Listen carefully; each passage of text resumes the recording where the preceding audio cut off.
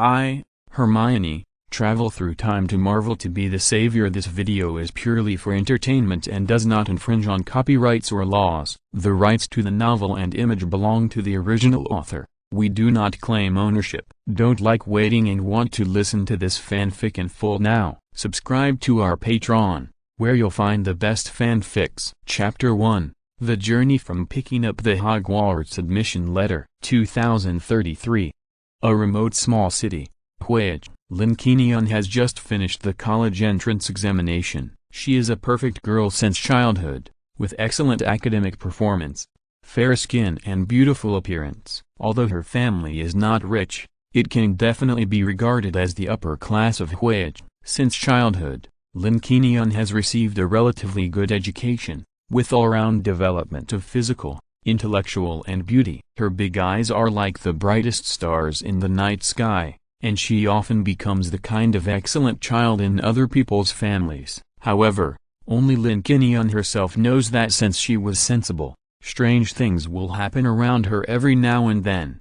Her luck is super good. She can win prizes when buying drinks in the canteen. If she wants another bottle, she can also pick up money when walking. The key is that she can't not pick it up, otherwise it will appear directly in her pocket the next day like Santa Claus delivering gifts. Lin Qingyun used to be very scared, because as long as she picked up things that didn't belong to her, she would have nightmares. Now 17 years have passed, and she dare not tell anyone about her secret. Instead, she lives cautiously because the nightmare is too terrible. She doesn't want to be backfired, but what is coming still comes. On this day, an owl passed by Lin Qingyun's head and dropped an admission letter from Hogwarts boarding school. What the hell is this? Although Lin Qingyun has always picked up strange things, this time is undoubtedly the strangest. Is it someone's prank? Lin Qingyun had to pick it up, otherwise the admission letter would appear directly in the pocket of one of her clothes tomorrow. Once Lin Qingyun picked up a bowling ball inlaid with gold edges. She thought it was impossible,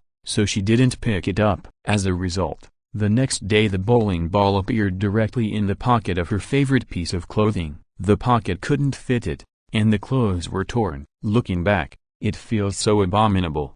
However, Lin Qingyun never dreamed that when her white fingers touched the admission letter from Hogwarts boarding school, a suction force like a black hole instantly took Lin Qingyun to another world, a Harry Potter magical world that should only exist in the movie. Lin Qingyun panicked. She forced herself to calm down, and her uneasy pupils searched for any trace of information around her, until Lin Qingyun noticed a mirror. Girls still care about their appearance. In the mirror, it was the face of a beauty that Lin Qingyun was very familiar with, Hermione Granger. Long brown hair, piercing brown eyes. In the original novel, Hermione was not beautiful, but in the movie she was a beauty. Very good. She seemed to have traveled to the movie world now. Taking a deep breath, Hermione touched her face in the mirror. So real, every inch of skin, every pore could feel the tactile nerves. Suddenly Hermione's pupils contracted. The door of her room was opened,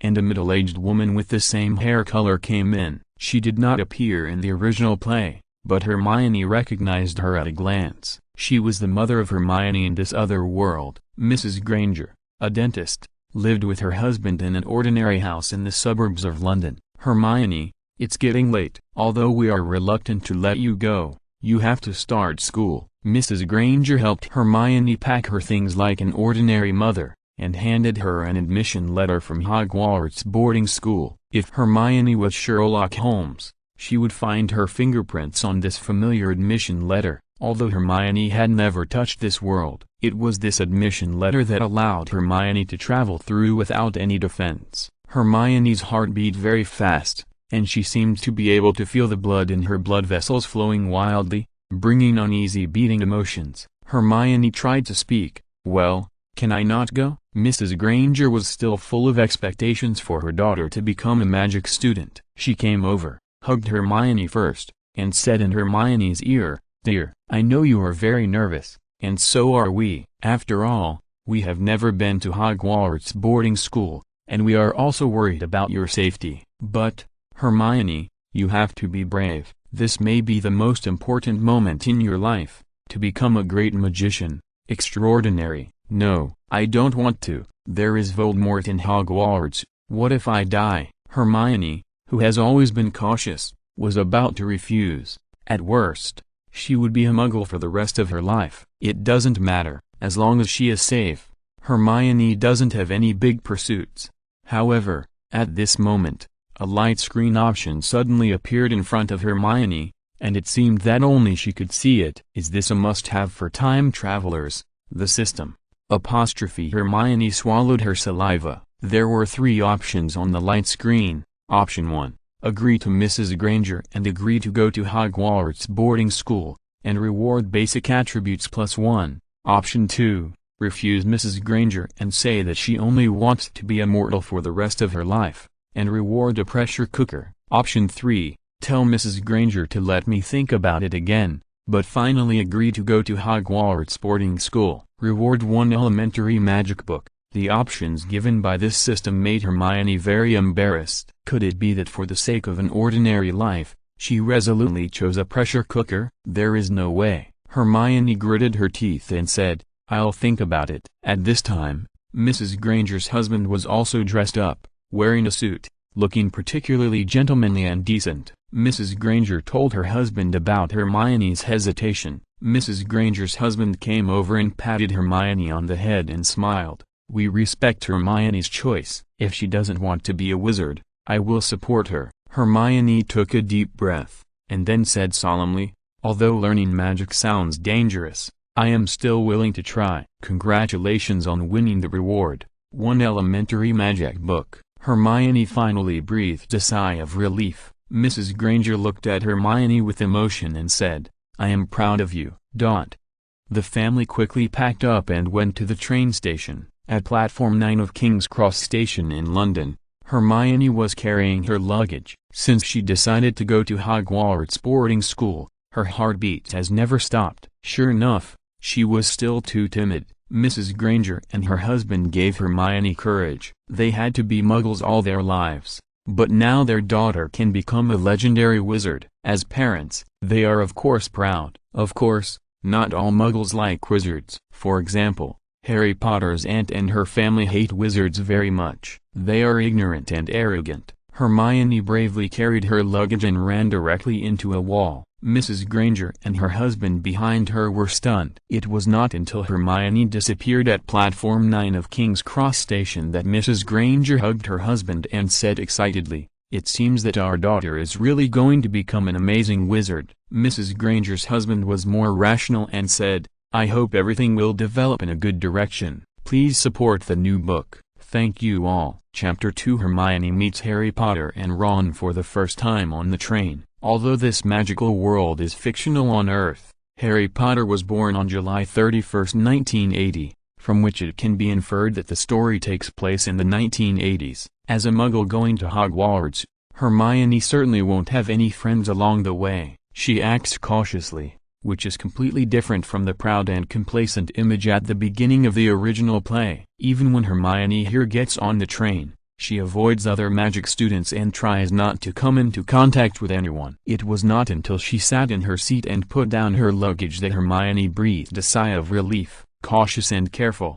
she began to examine whether there were any loopholes and shortcomings in all her actions and words from the time she traveled to the present. "I examine myself 3 times a day. This is a necessary quality and habit to become an excellent person." When the system first gave the options, except for option 2, which was speechless, options 1 and 3 were actually very good. It's just that Hermione didn't choose option 1 because she was too eager to gain magical power. In the original play, Hermione Granger was born in an ordinary muggle family, but she could use magic when she first met Harry Potter and Ron Weasley. This is very unscientific, because Hermione tried it privately. Although she did have a good wizard power in her body, she did not know how to cast magic spells. There was no magic wand in her hand, which was necessary for a magician. Although Hermione, who had traveled through time, was annoyed, she had no choice since things had come to this point. Compared with basic attribute +1, it was more cost-effective to start with a primary magic book. Hermione looked around, then pretended to read a book quietly and took out the primary magic book. The spells in it seemed difficult to Hermione. Isn't Hermione a genius female student in the original play?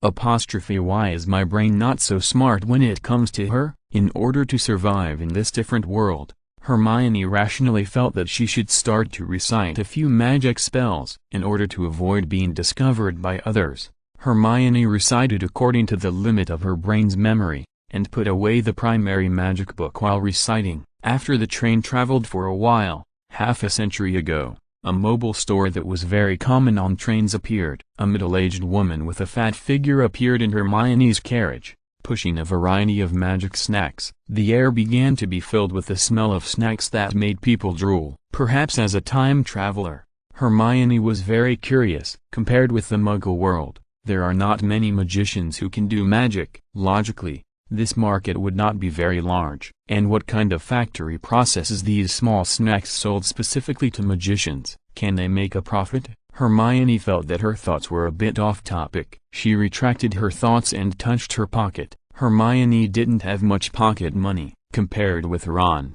who was also in financial difficulties, Hermione was not much better. Unlike Harry Potter in the original play, he inherited his parents' huge wealth at the beginning. No, thank you. Hermione didn't buy it. What Hermione didn't expect was that the cart selling magic snacks stopped in the front compartment. Then a familiar local tycoon said, "We want them all." The middle-aged train attendant was very happy. He liked this kind of local tycoon. Unexpectedly, Harry Potter was right in front of her. Hermione hesitated a little, wondering whether to go over and say hello, and eat and drink for free. But with a good education, the decency of a lady, and a cautious personality, Hermione decided to stay put. However, the system became agitated. Suddenly, the options appeared in front of Hermione again. Option 1. Watch your nose with your eyes and your heart with your nose. Close your eyes and concentrate, and reward 1 frying pan. Option 2. Meet Harry Potter and Ron and take them as your younger brothers. Reward 1 set of magic clothes. Option 3. Pretend to meet by chance and use magic to repair Harry Potter's glasses, and reward basic attribute +1. Hermione thought deeply. She was not sure whether the magic clothes in option 2 were ordinary magic student uniforms or special clothes with magic attributes. However, there is no doubt that option 2 is the most difficult. Harry Potter is a brave and upright male protagonist, and it will not be so easy for Hermione to take him as a younger brother. Therefore, it is more reliable to choose basic attribute +1 than the frying pan. Hermione coughed. She adjusted her clothes and hairstyle, and then strode over. Have you seen a little frog that is lost? Hermione is very beautiful. Although she is not beautiful in the novel, she is very beautiful in the movie. The original movie is adapted from the novel, so when Harry Potter and Ron first met Hermione, they did not show a surprised expression. But here it is obvious that a certain rule is broken. Hermione is really beautiful, and her temperament is also quite excellent. A lady from a noble family. Harry Potter and Ron looked up at Hermione at the same time. Harry Potter's hair is very strange. It is black, and his bright eyes are green. His appearance has the characteristics of a little white face, and he is also better looking in the movie than in the novel. The most impressive thing about him is his glasses. There are many little boys wearing glasses, but Harry Potter's glasses seem to have a kind of magic, making Harry Potter look very mysterious like a wizard. In contrast, Ron Weasley looks more ordinary. Although his appearance is not much inferior to Harry Potter, his temperament always carries a kind of unconfidence. Ron has flame-like red hair and blue eyes. Although he has pure wizard blood,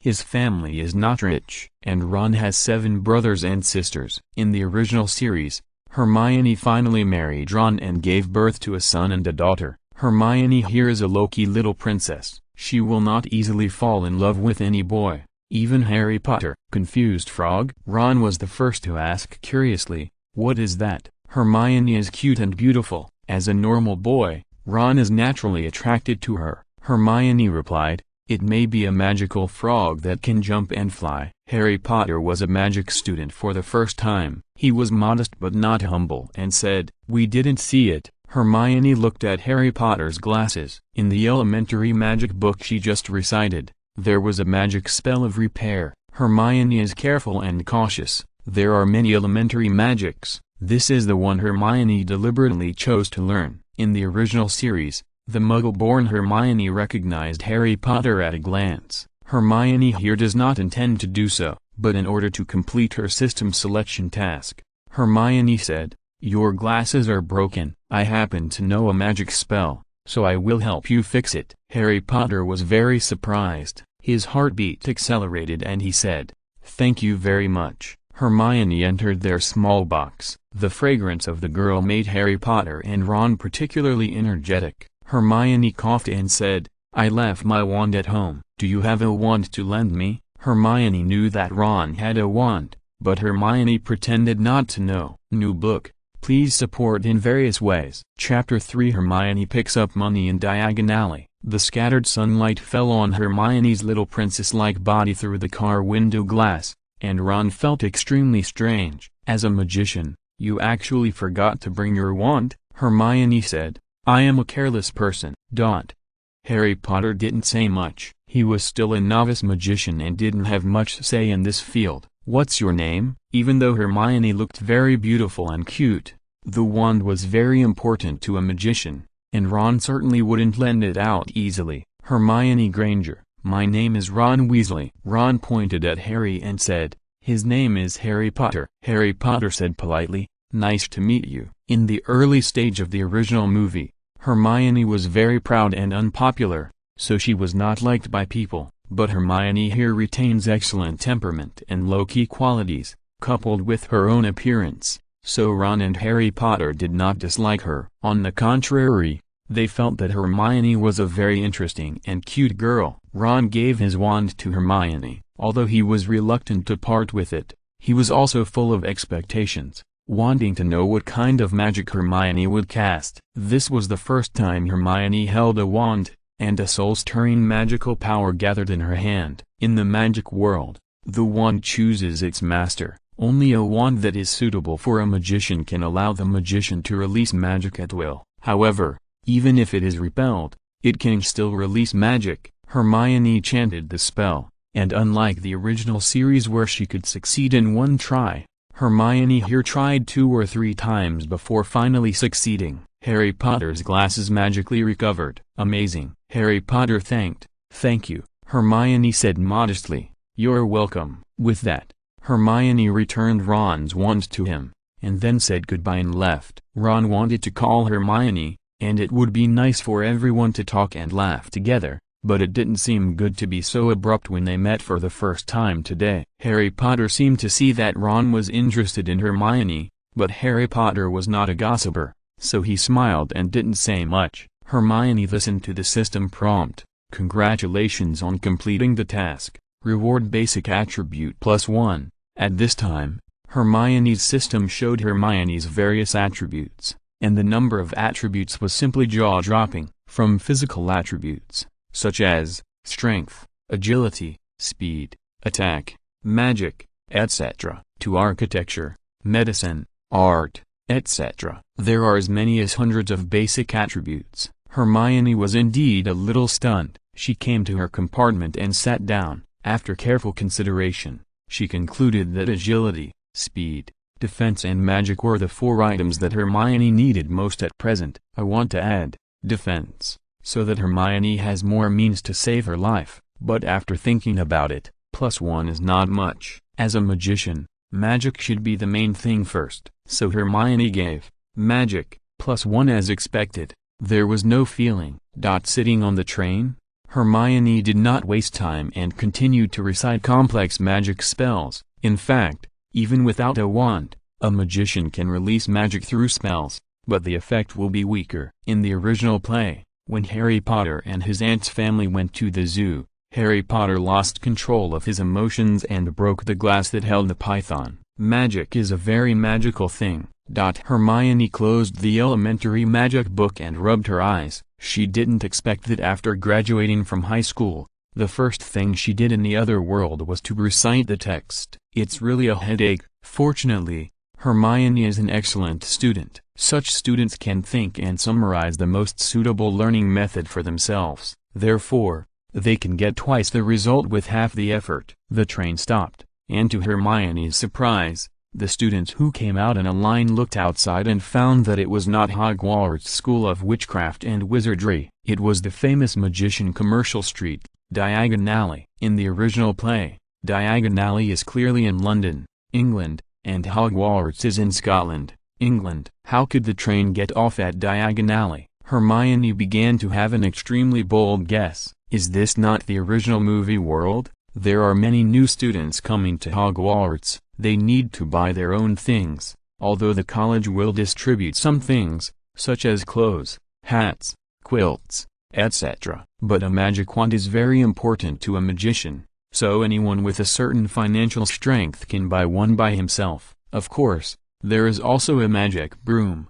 The most famous place in Diagon Alley is, of course, Greenock's. This is a bank run by elves, and Harry Potter's huge legacy is stored in it. It is rumored that this money, which Harry Potter can never spend in his lifetime, comes from Harry Potter's grandfather. Harry Potter's grandfather's family is very rich, and it is a single-line family, so Harry Potter's father is a super-rich second-generation rich man. If it weren't for Voldemort's trouble, Harry Potter would be a famous pure-blood wizard rich third generation. So, Harry Potter and the Ugly Duckling are the same story. Harry Potter is not a country duck in his bones, but a suffering white swan. This is different from Hermione and Ron, especially Hermione. Her social status is actually the lowest.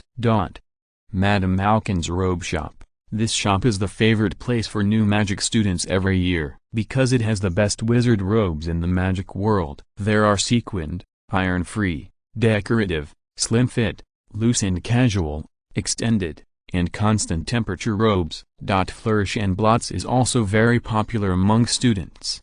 It may be the only bookstore that provides textbooks for Hogwarts students. It also has elementary wizard books and some bestsellers. Lavender's wand shop, although it doesn't look very impressive, and is even crowded, narrow, and shabby, is where Voldemort bought his wand. It's not easy to make each wand. Unicorn hair, phoenix tail feathers, and dragon and snake nerves are needed as the wand core, and different qualities of wood are used to make the wand body. The wand has spirituality. It will become a master-servant relationship with a magician of the same temperament and will, and can exert unexpected magic. On the contrary, if they are mutually exclusive, it will not only affect the effect of the magic, but also have negative effects. In addition to these essential shops, Diagon Alley also has Eeyore Owl Shop, Slug and Gig's Pharmacy, Daily Prophet Newspaper, Scrap Shop, Madame Primpino Beauty and Potion Shop, Magical Menagerie, Abussaris Publishing House, Quidditch Boutique, Transformation Ink Stationery Shop, Second-Hand Robe Shop, etc. In short, it is very lively. It is different from the original play. Today is the first day of school at Hogwarts, and the shop owners in Diagon Alley are also very happy. With such a train of students today, they can make a lot of money again. After figuring out the situation, the lucky Hermione was the last one to get off the train. She was thinking about what to do when she accidentally stepped on something. Hermione's face immediately lit up. That's right, her weird passive skill came true again, and she picked up money again, and it was not a small amount. Chapter 4 Hermione and Harry's first wand, picking up money again. In fact, this description is not quite appropriate. From childhood to adulthood, Hermione has indeed often picked up things, and among them, money is undoubtedly the most picked up. Even the reason why she traveled to this magical world was because Hermione picked up an admission letter from Hogwarts boarding school. If we reason according to conspiracy theories, the person who sent, Lin Qingyun, the Hogwarts admission letter must have a secret that cannot be told. In fact, Lin Qingyun is not the first to come to this other world. Hermione didn't want to fall into this conspiracy theory just after traveling through time. After traveling to this world, Hermione picked up money for the first time, and it was quite a lot. Hermione was happy. Diagon Alley is very lively, and senior students are naturally very familiar with it, and they don't need teachers to guide them. And for juniors, like Hermione and Harry Potter, it was their first time, so it was extremely fresh, and everything they saw was very novel. Especially magicians are mostly people with eccentric personalities. Because of the different lifestyles, in the outside world of Muggles, people need to know the ways of the world and flatter and please others. Therefore, everyone is gradually smoothed out, and only by being smooth can they survive. Even if it is hypocrisy, they have to wear different masks every day to live. But magicians are different. They don't need to do this. Their personalities will not be particularly restrained. They can wantonly expand their personalities. In addition, there are many magical species among them, so naturally, their personalities are different. Hermione noticed that Harry Potter was taken away by Rubeus Hagrid early in the morning. Hagrid is a half-blood giant, and his height is 3.5052 meters. He often wears an oversized moleskin coat and has a particularly long and thick beard. Although he looks silly and not very smart, he is kind and has a strong sense of justice. He is a very trustworthy person. Especially Hagrid is very good to Harry Potter. Not only Harry Potter's parents trust him, but also Headmaster Dumbledore. Hermione knew that the careless Hagrid would take Harry Potter to Gringotts, not only to let Harry Potter see how much gold his rich second-generation father left him, but also to take away the Philosopher's Stone placed at number 713. The highest product of great alchemy, the Philosopher's Stone. Nicholas Flamel is the only known maker of the Philosopher's Stone. The Philosopher's Stone can turn any metal into pure gold, and can also make an elixir of life, so that people who drink this medicine will never die. This is a good thing. As a beautiful girl who traveled through time, Hermione naturally wanted to think crookedly. However, Hermione also understood that this treasure is currently a hot potato, and whoever takes it will be in danger. Nicholas Flamel, the maker who has survived for 665 years with the help of magicians, and his wife, 658 years old, an old monster who has lived for nearly 7 centuries, all felt threatened, so they handed over the treasure of the Philosopher's Stone to Dumbledore, the headmaster of Hogwarts School, for safekeeping. Dumbledore had also heard some news recently and felt that it was not safe to store the Philosopher's Stone in Gringotts, so he asked Hagrid to take it out and store it in the restricted area of the school. As a time traveler, Hermione knew that this world was not exactly the same as the original movie world, but the main plot was mostly unchanged. Hermione did not want to die young, and she did not want to participate in the matter of the Philosopher's Stone and Voldemort at all. So Hermione not only did not join in the fun, but stayed away from Hagrid and Harry Potter. However, what you fear will come. At this time, 3 options suddenly popped up in the light screen that only Hermione could see. Option 1. Tell Hagrid that you know about the Philosopher's Stone and Voldemort, and you will be rewarded with a feather. Option 2. Take Ron to see the huge legacy left by Harry Potter's father, and you will be rewarded with a bottle of ink. Option 3. Follow Harry Potter to buy a wand of your own, and you will be rewarded with a magical space ring. So cruel. None of these 3 options is to escape or not join in the fun. I have to get a little bit of karma. Hermione is not a fool. Compared with feathers and ink, the magical space ring is undoubtedly exciting. In Hermione's cognition, although the magic world is magical, it even has the ability of space teleportation, the ability to reverse time, and even dragons, but there is no such thing as a space ring, because this thing is usually in fantasy novels. Hermione suddenly had a brainwave. Will she be able to get a fairy sword and fly with it after completing the task option in the future? No matter what, Hermione, who picked up money just after getting off the train, will of course buy her own wand, wizard robes, and some books. As for owl pets, Hermione doesn't think it's necessary. Animals carry more pathogens and so on. If the hygiene is not done well, they will form cross-infections with humans, as well as various parasites and so on. Although in the original drama, wizards rarely see doctors, but as a time traveler, Hermione still pays attention to personal hygiene. Besides, most wizards' pets don't have a particularly important role and are dispensable. Compared with the necessities such as wands and money, it is not to mention. Hermione, who is thoughtful and prepared for a rainy day, also decided to buy a magic broom. If there is no space ring, Hermione might consider it, because magicians do not allow people to fly on brooms casually. If Hermione walks with it every day, it will indeed be very eye-catching. However, as long as Hermione completes the next optional task, she will be able to obtain a magical space ring. At that time, she will put the magic broom in it and take it out when necessary. Flying on a broom to escape is undoubtedly very reliable, which is much faster than running on two legs. Hermione had a plan in mind and continued to pretend to meet by chance. She came to Lavander's wand shop. It was very old. Hagrid, a giant half-blood over 3 meters tall, couldn't even walk in easily, so he let Harry Potter choose alone. Hagrid, who likes animals, went to buy an owl for Harry Potter as a school admission gift. Hermione watched Hagrid leave, and then came to Lavander's wand shop as if nothing had happened. "Hey, Harry, you're here too." Harry Potter is too famous. Because of the Z-shaped scar on his head, almost all magicians recognize him when they come to Diagon Alley. So if it weren't for the system option task, Hermione had no choice. She really didn't want to get close to this trouble center. Harry Potter is like Detective Conan. Wherever he appears, there must be countless troubles. But Hermione had no choice. Among her 3 options this time, only the space ring was the most reliable. She had to bite the bullet and complete the task.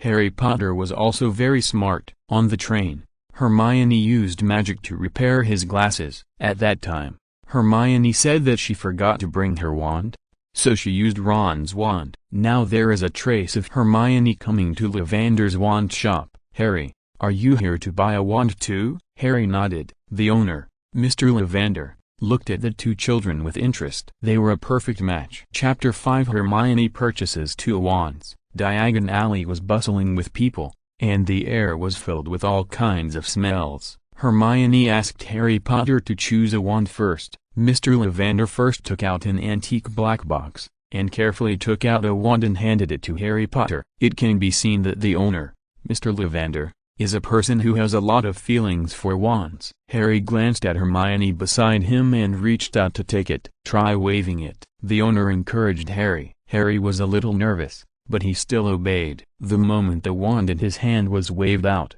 a magical force immediately opened a row of drawers in the store like an invisible hurricane, and the things inside were immediately scattered all over the floor. "Oh, it's definitely not this one." The owner, Mr. Lavander, was also surprised. Harry was startled, and then quickly put it down. The owner, Mr. Lavander, did not blame Harry, but continued to look for the second wand. At this time, Hermione felt that the wand that was not suitable for Harry might be suitable for her. She picked up the wand that Harry had just waved. Of course, some wands are strong, and some are weak. The owner, Mr. Lavander, was full of expectations for Harry's future, so the wand recommended to Harry by the owner was naturally not an ordinary one. In order not to repeat Harry's mistakes, Hermione came outside the store and waved her wand at the sky. The wand is too important for a magician. On the train coming here, when Hermione held Ron's wand, the feeling of rejection was very obvious, but this wand,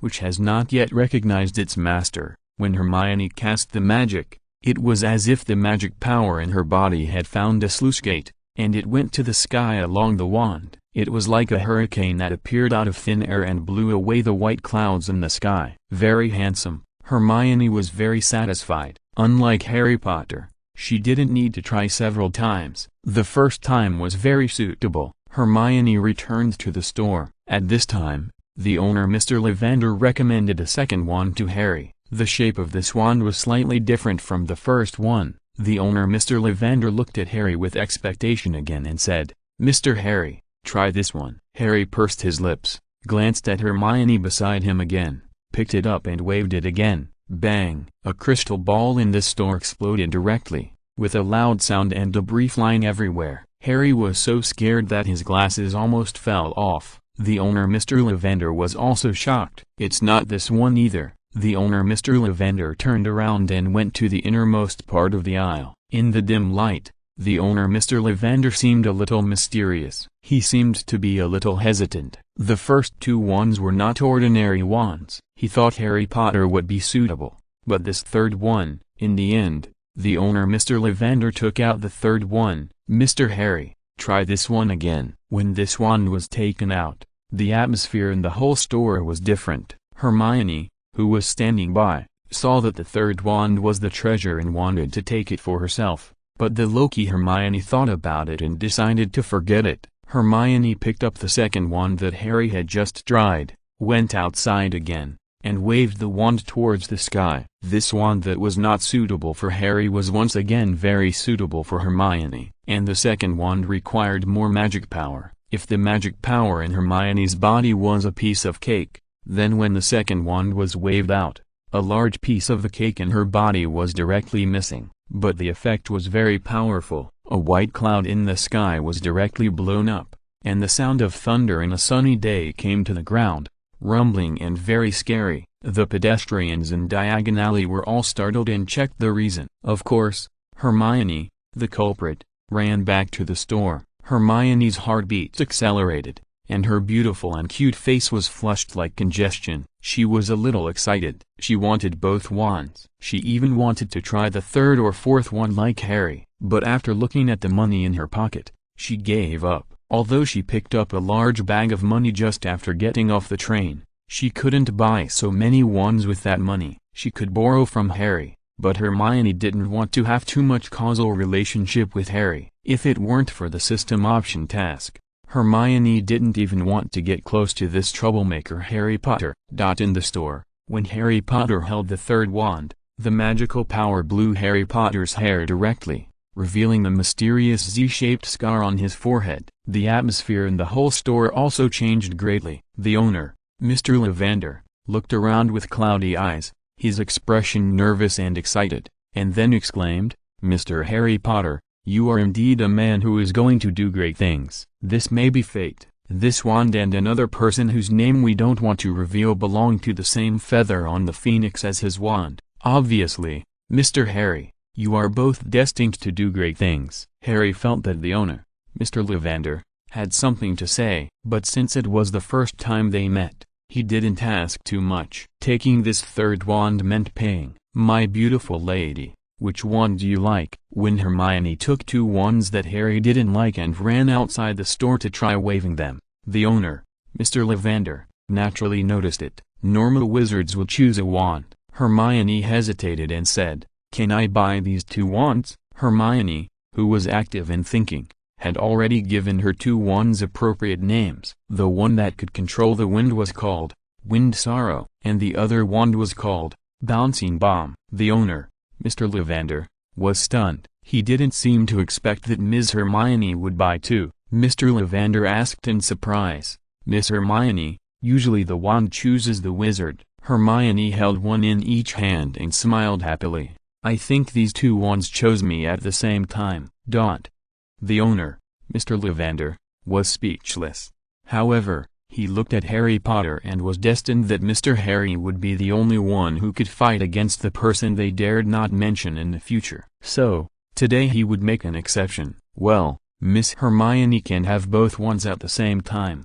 However, Miss Hermione, wands have feelings. I hope you can treat them well like pets." Hermione smiled. Mr. Lavender thought that Hermione liked pets like ordinary girls, but it was not the case. Hermione did not explain much. She nodded, paid the money, and left Lavender's wand shop with Harry. Harry asked curiously, "Hermione, why did you buy two wands?" Hermione replied, "Didn't I say on the train that I am a careless person? If I forget this one in the dormitory, I can still take this one to class." Harry Potter didn't know whether to laugh or cry. "Add the one you left at home. Then you now have three wands." Hermione joked, "If I have enough money, I would like to buy the whole wand shop." Harry Potter looked at Hermione with admiration. She is simply a heroine. At this time, Hermione's system prompted, "Congratulations on completing the task, and you will be rewarded with a magical space ring." This made Hermione even happier. Chapter 6: The Magical Space Ring. The lovely Hermione found a reason and left Harry Potter quickly. Just because Mrs. Harry Potter was famous,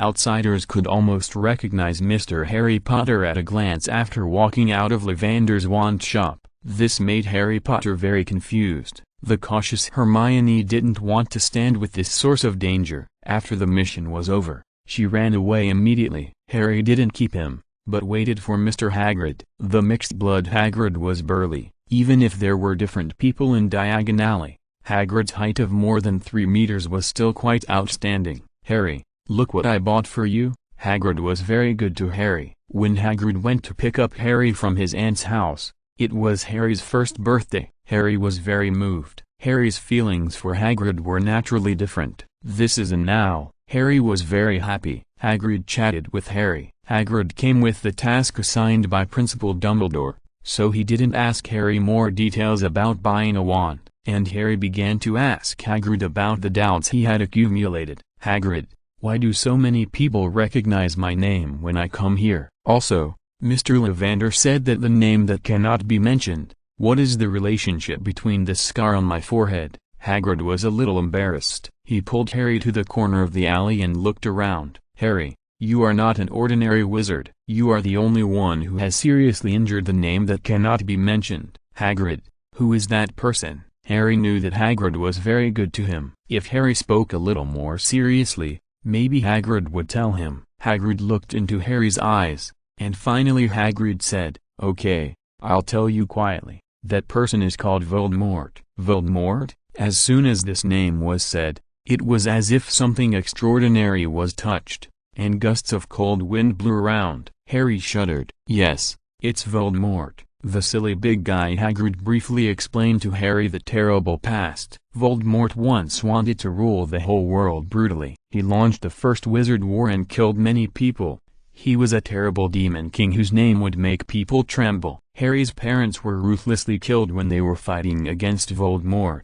"But, Harry, you are special. You seriously injured Voldemort, so you are the hero of the entire wizarding world." Harry was emotional. So that's how it was. The scar on his forehead was actually from this. Hagrid only knew roughly, but no one knew how Harry seriously injured Voldemort that night. Harry Potter was very smart. He drew inferences from one thing and asked, "Hagrid, will Voldemort come back?" Hagrid hesitated for a while and said seriously, "Of course he will. Voldemort's Death Eaters have been carrying out terrorist activities all over the world." Hagrid felt that he had said too much, so he stopped talking. He took Harry to Gringotts and took away the Philosopher's Stone number 713. Harry asked what it was. Hagrid only answered that it was something belonging to Principal Dumbledore, and Hagrid didn't say anything specific. In short, everything in the wizarding world is mysterious. On Hermione's side, she saw Ron and his brothers enter a store together. Hermione didn't go over to join in the fun. Instead, she came to an empty corner alone. After making sure that no one was following her or paying attention to her, she carefully took out the magical space ring she had obtained through the system option. It was indeed magical that Hermione actually obtained the space ring. According to the system prompt, Hermione made a blood contract. This was very humane. Only those who had made a blood contract could use and open the ring. Otherwise, it would be an ordinary ring in the hands of outsiders. Hermione was a little excited. She put the space ring on her finger. The ring was not simple, but crystal clear and gorgeously carved, which looked very fashionable. After the contract was successful, Hermione could open the ring with her consciousness, and there was actually 1,000 cubic meters of space inside. This was beyond Hermione's expectations. She thought it was only 1 cubic meter. She never expected that there was a huge space of 10 meters long, 10 meters wide, and 10 meters high. It's really a treasure. Hermione put the 2 wands she bought, the Wind of Sorrow and the Bouncing Bomb, in it without hesitation. It was so convenient. Hermione was very happy.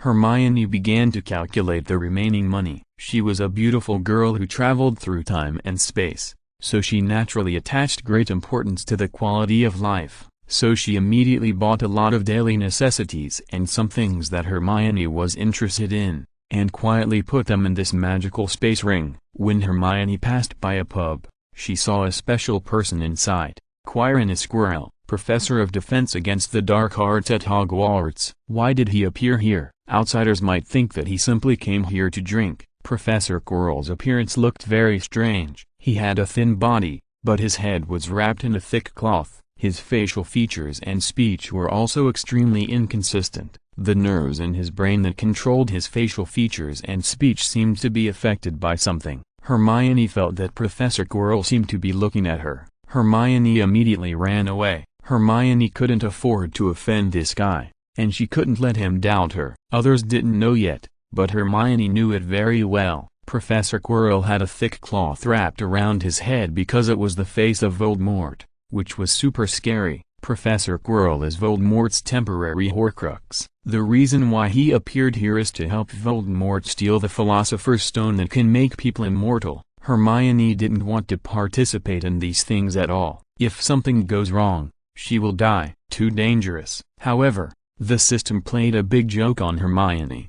When Hermione was about to leave, the system actually gave 3 options. Option 1, enter the tavern, put your arm around Professor Quirrell, and pull off his thick turban in public to expose Voldemort.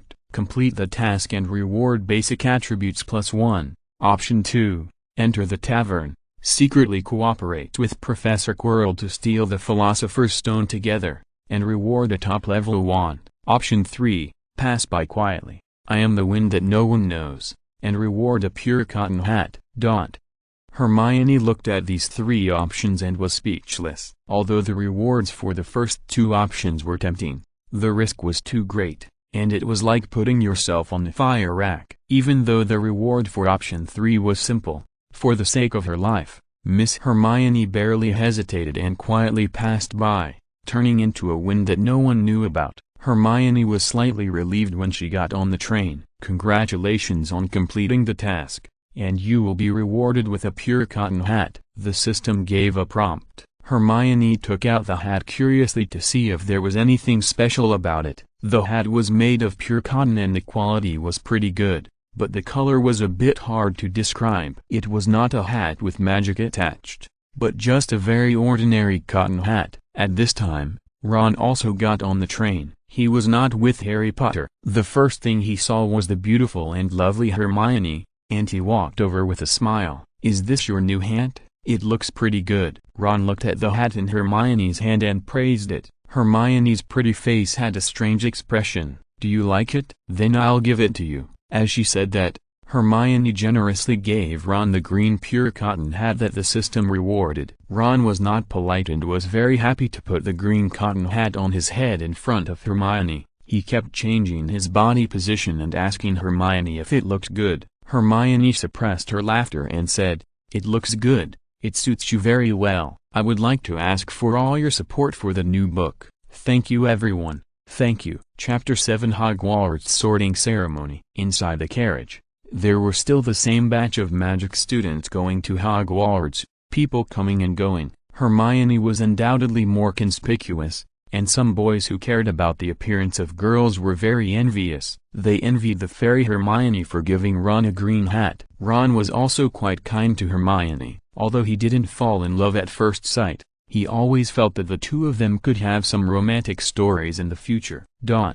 Harry Potter also got on the train. This time the train did not stop again, but went straight to Hogwarts, a mysterious school that Muggles could not reach. Hermione looked out the window and thought of her real world, as a high school graduate, about to enter college. Unexpectedly, she picked up an acceptance letter from Hogwarts boarding school and came here directly. Is this considered going to elementary school?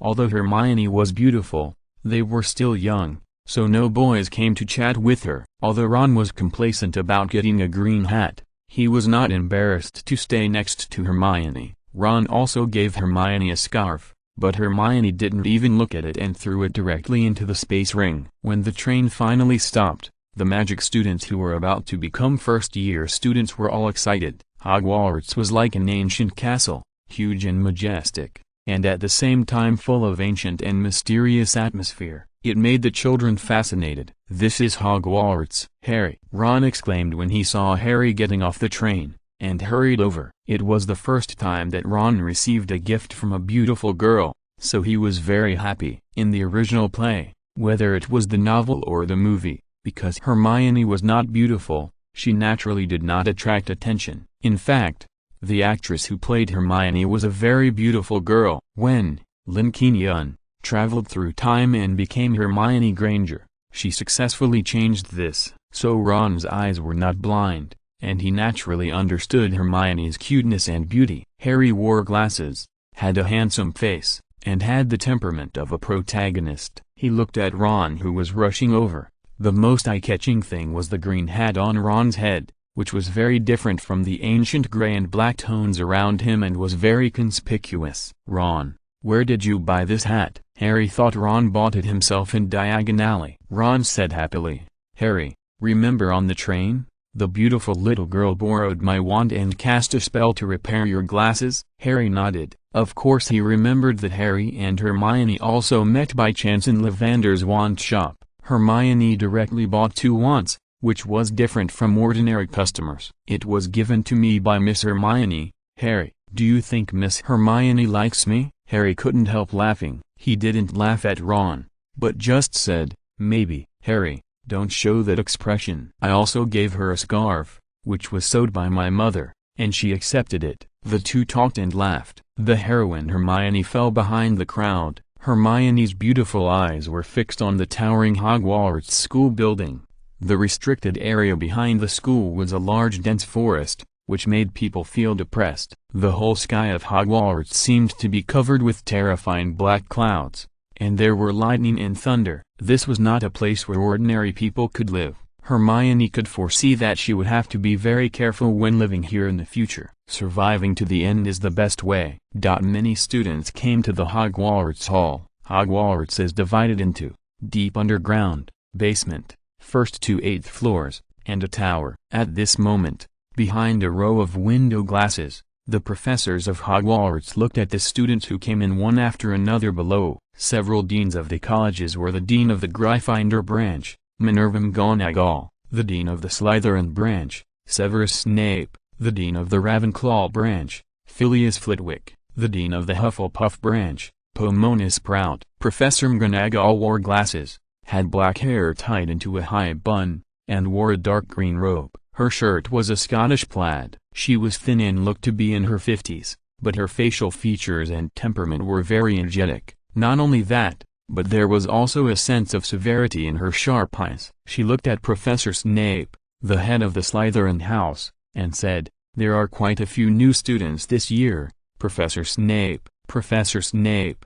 like Professor McGonagall, was thin, with straight hair, cold, gloomy and mean eyes, pale complexion, hooked nose, and wearing a black robe. However, Professor Snape was very young, the youngest head of the 4 major houses in Hogwarts. If Professor McGonagall was a stern and old-fashioned old woman, then Professor Snape was a cold and mean middle-aged man. Moreover, few students dared to look directly into Professor Snape's eyes. In Hogwarts, Professor Snape was even more terrifying than Professor McGonagall. Although Professor McGonagall's position was higher than that of other headmasters, Professor McGonagall was also the vice president and acting headmaster. At Hogwarts, except for the headmaster Albus Dumbledore, Professor McGonagall had the greatest authority. Downstairs, many students entered Hogwarts, but Professor Snape still locked on to Harry Potter, who was with Ron. No matter how many students there are, they must be obedient in the Slytherin house. Professor McGonagall wanted to mention Mr. Harry Potter,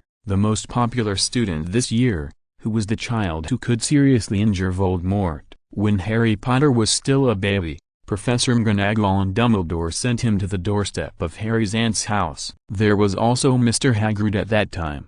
However, when Professor McGonagall said this, she also hoped that Harry Potter could grow up safely and healthily, so she decided not to mention his name. At this moment, many magic students were taken to the entrance hall on the 1st floor. The space here was very large and the surroundings were also very impressive. The burning torch was so high that the ceiling was almost invisible, and there was a luxurious marble staircase leading to the Hufflepuff common room, kitchen and basement. The place where many students were going was the Great Hall. This was where the restaurant was located. Wonderful, magical and magnificent. The space was extremely huge, with 4 long tables that were almost endless, representing the 4 colleges. Above them was a similar long table, where teachers, professors, and deans had their meals. Thousands of candles were suspended in the air of the Great Hall. This was magic. At the same time, even the ceiling was enchanted, which could show different effects on different festivals. It was magnificent,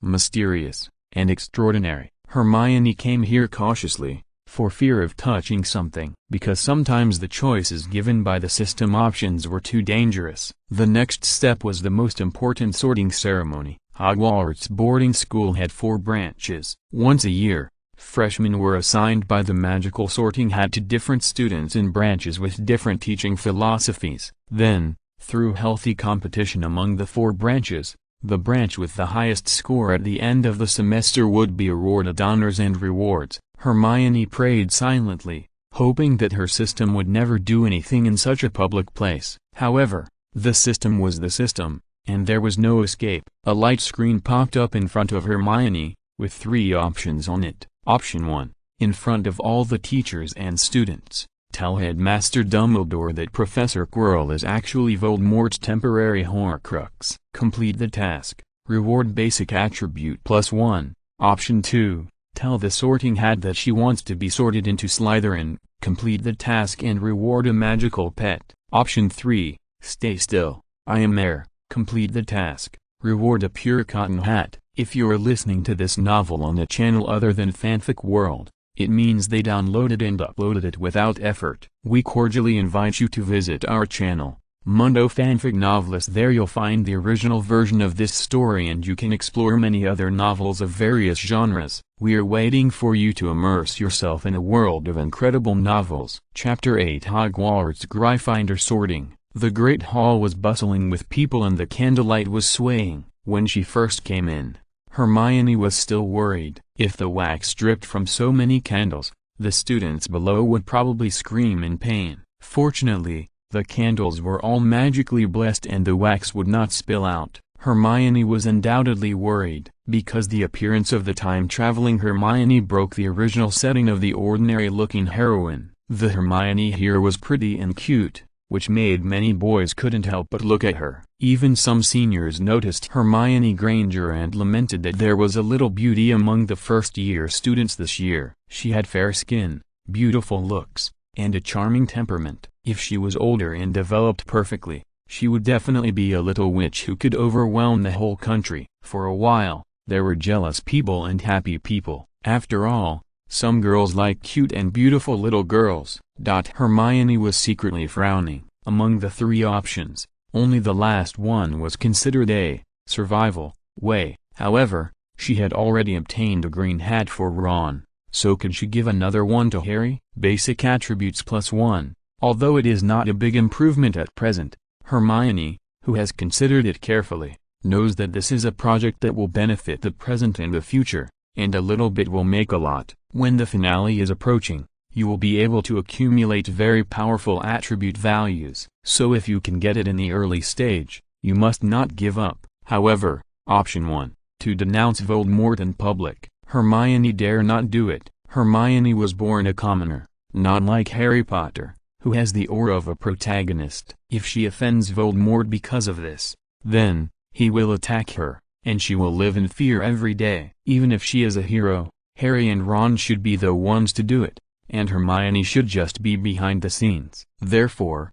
option 1 is too dangerous and absolutely not possible. Option 2, reward, magical pet. If it is an owl, toad, frog or something like that, forget it. But if it is an ancient mythical beast, phoenix, dragon or something like that, it seems a bit interesting. But if it is to raise it, it should be very troublesome, so forget it. After thinking about it, I decided to go with option 3, and just treat it as giving Harry a green hat. At this moment, Headmaster Dumbledore stood up, and the whole place was instantly silent. Hermione carefully looked at the professors above, all of whom were not easy to mess with. No more looking, lest she cause bad karma. Dumbledore is known as the greatest headmaster of Hogwarts in history. Recognized as the greatest wizard of the contemporary era, he is a uniquely gifted, kind, gentle, and insightful headmaster. He wears blue half-moon glasses, and his eyes are not big,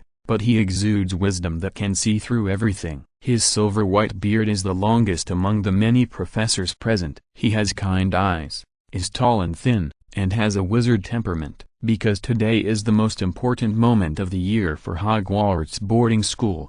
Dumbledore is wearing a noble and majestic purple cloak, majestic and humble. As the headmaster, Dumbledore briefly explained the history of Hogwarts boarding school to the students. Then he mentioned the two current restricted areas of the school. The first restricted area is the dark forest behind the college, where all kinds of monsters and magical creatures live. It is very dangerous and students are not allowed to enter alone. The second restricted area makes students curious. It is located in this school, on the corridor on the right side of the 4th floor. Students are not allowed to enter, and they are warned that the school will not be responsible if they die. For the first time, Hermione realized that this other world is completely different from the school in the real world. In this world, it is difficult to be investigated if someone dies, and even the investigation cannot be carried out in the end and the matter is left unresolved. In short, it is very dangerous. Hermione looked at the location of Ron and Harry, and saw Harry's curiosity killed the cat. She knew that these two troublemakers must be tempted. The more secrets there are, the more interested they are. Stay away from them in the future. After Principal Dumbledore finished his explanation, Vice Principal Professor McGonagall presided over the sorting ceremony. The freshmen followed the instructions and came to the stool of the Sorting Hat to sit down, facing all the teachers and students. And then the Sorting Hat sorted the students into the branch schools in the future. This ceremony is very important, because it will hardly be changed in the next few years. Miss Hermione Granger, please come forward. As the heroine, Hermione was called up earlier than Harry and Ron. Hermione was a little nervous, but she still strode up. On the stage, several professors looked over at the same time. Because of the time travel setting, the professors also felt that this girl was pretty and elegant, and she would definitely be a beauty when she grows up. The many students in the audience were all happy and noisy, especially the bad boys, who began to whistle. What a beautiful junior! I reserved her in advance. Are you worthy? The junior is mine. Miss Hermione, look here, Professor McGonagall said seriously. Silence. The audience immediately fell silent. Professor McGonagall put the sorting hat on Hermione's head. This feeling was very strange. Although the sorting hat was patched, worn out, and dirty, it was a magical hat. With great wisdom, it can distinguish what kind of talents students have, and then sort them into the colleges that suit them. It is rumored that the sorting hat was used by Godric Gryffindor, one of the founders of Hogwarts and the founder of Gryffindor. Later, the 4 founders of Hogwarts injected their own thoughts into it, so that the sorting hat can distinguish the talents and qualities of students. It is a very magical hat. When the sorting hat was put on Hermione's head, Hermione felt that all her thoughts were seen through. This feeling is very bad. If it weren't for the solemnity of the occasion, Hermione even wanted to throw the sorting hat out directly. In addition to the different names, the 4 major branches also represent different qualities and teaching concepts. Among them, Gryffindor represents fire, Ravenclaw represents wind, Hufflepuff represents earth, and Slytherin represents water. Gryffindor is a lion and a sword, red and gold. The king of beasts, a symbol of bravery and adventure. Slytherin is a venomous snake, green and silver, ambitious, shrewd, attaching importance to honor, judging the situation, keeping oneself safe, and victory first. Hufflepuff is a badger, earth color, black, integrity, loyalty, honesty, fearlessness of hardship. Ravenclaw is an eagle, blue and bronze. Extraordinary intelligence is the greatest wealth of mankind. There is no doubt that the smart Hermione is more suitable to enter Ravenclaw. Even the sorting hat thinks so. Beautiful and wise Miss Hermione Granger. Ravenclaw is wise, fair, shrewd,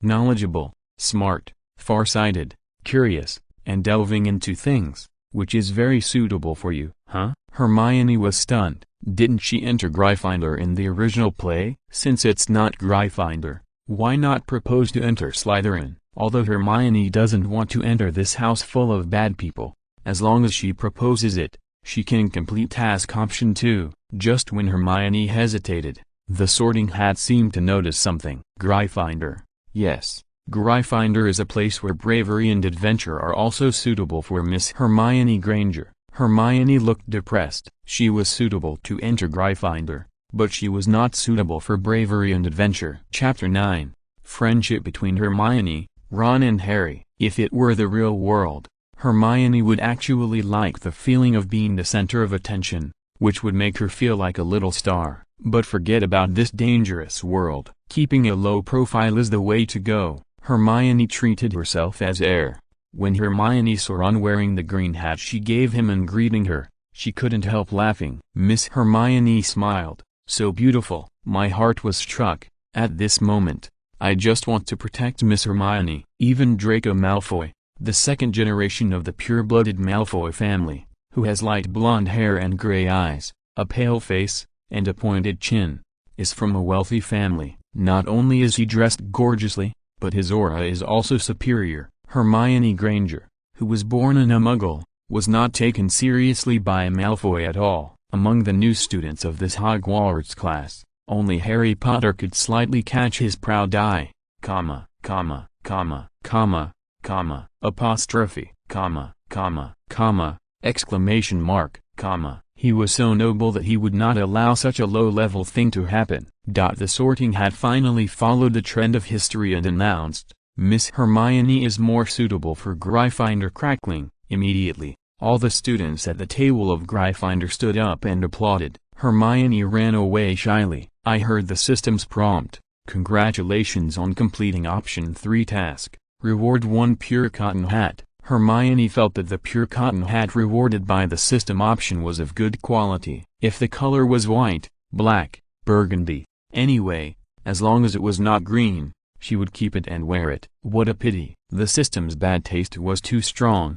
And it turned out to be green again. Forget it. Give it away. Next, Ron Weasley. Ron and Hermione are still quite predestined. In fact, there are many small details about Hermione and Ron in the original play. It's a pity that the aura of the protagonist of Harry Potter is too big, so most of the audience cares about the story between the male and female protagonists. Ron grinned at Hermione, and then, with Harry's encouragement, he went up. Ron was in a nervous mood, but he finally heard the Sorting Hat announce with satisfaction, Gryffindor. Yeah, great. Hermione saw Ron looking at her with fanaticism in his eyes, and there were many little boys who looked at her intentionally or unintentionally. As a beautiful girl, she was very happy to be appreciated, but this world is too dangerous.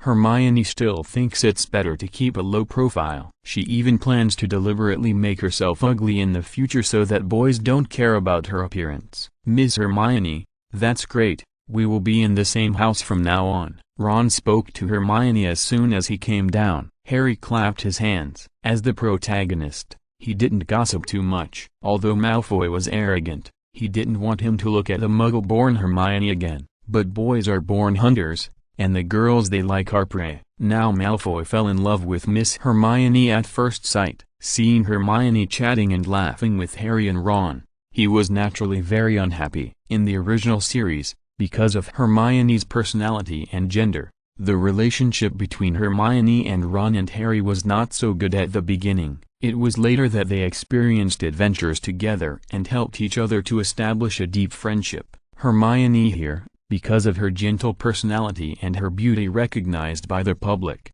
made her more popular. Although Hermione didn't want to be with Harry and Ron in her heart, the system option task always intentionally or unintentionally brought it all together, and Hermione had no choice. Just like at this moment, when Harry hadn't gone up to wear the Sorting Hat, the system option popped up. Option 1. Give Harry a gift with a meaning, establish a deep friendship, and complete the task to reward basic attributes +1. Option 2. Give Ron a gift with a meaning, establish a deep friendship, and complete the task to reward a pair of slippers. Option 3. Give Malfoy a gift with a meaning, establish a deep friendship, and complete the task to reward a pure cotton hat. Hermione looked at this new system option task. She was also drunk. How come even Malfoy got involved? From entering Hogwarts to now, she hasn't said a word to Malfoy, although there were many people in the Great Hall. Hermione looked up and accurately found the handsome young man Draco Malfoy with his hair combed back. In fact, Malfoy's look is quite popular among girls. Of course, this also includes Hermione. If she were to choose a boyfriend, Hermione would choose Malfoy instead of Harry Potter. However, Hermione would not fall in love easily. She even felt that beautiful girls were more attractive than boys, but there seemed to be no girls prettier than Hermione around her. In the movie world, Hermione is currently the most beautiful and lovely. So, Hermione likes herself. Establishing friendship with Malfoy and completing tasks will only reward a pure cotton hat. Forget it. Slippers are quite practical, but Ron has already accepted Hermione's gift, so it's time to change someone. At this time, it was finally Harry Potter's turn to participate in the sorting ceremony. Hermione stepped forward and said, "Harry, if you can enter Gryffindor, I will give you a gift." Harry Potter had not yet realized that the gift Hermione gave him was the same green pure cotton hat as Ron's head. Harry nodded and went up. The sorting hat was put on Harry's head, and then the sorting hat felt Harry's aura as the protagonist. Harry's identity was very suitable for entering Slytherin. However, Harry wanted to enter Gryffindor, not because he wanted Hermione's gift, but because Harry himself liked Gryffindor's courage and adventurous spirit. In the end,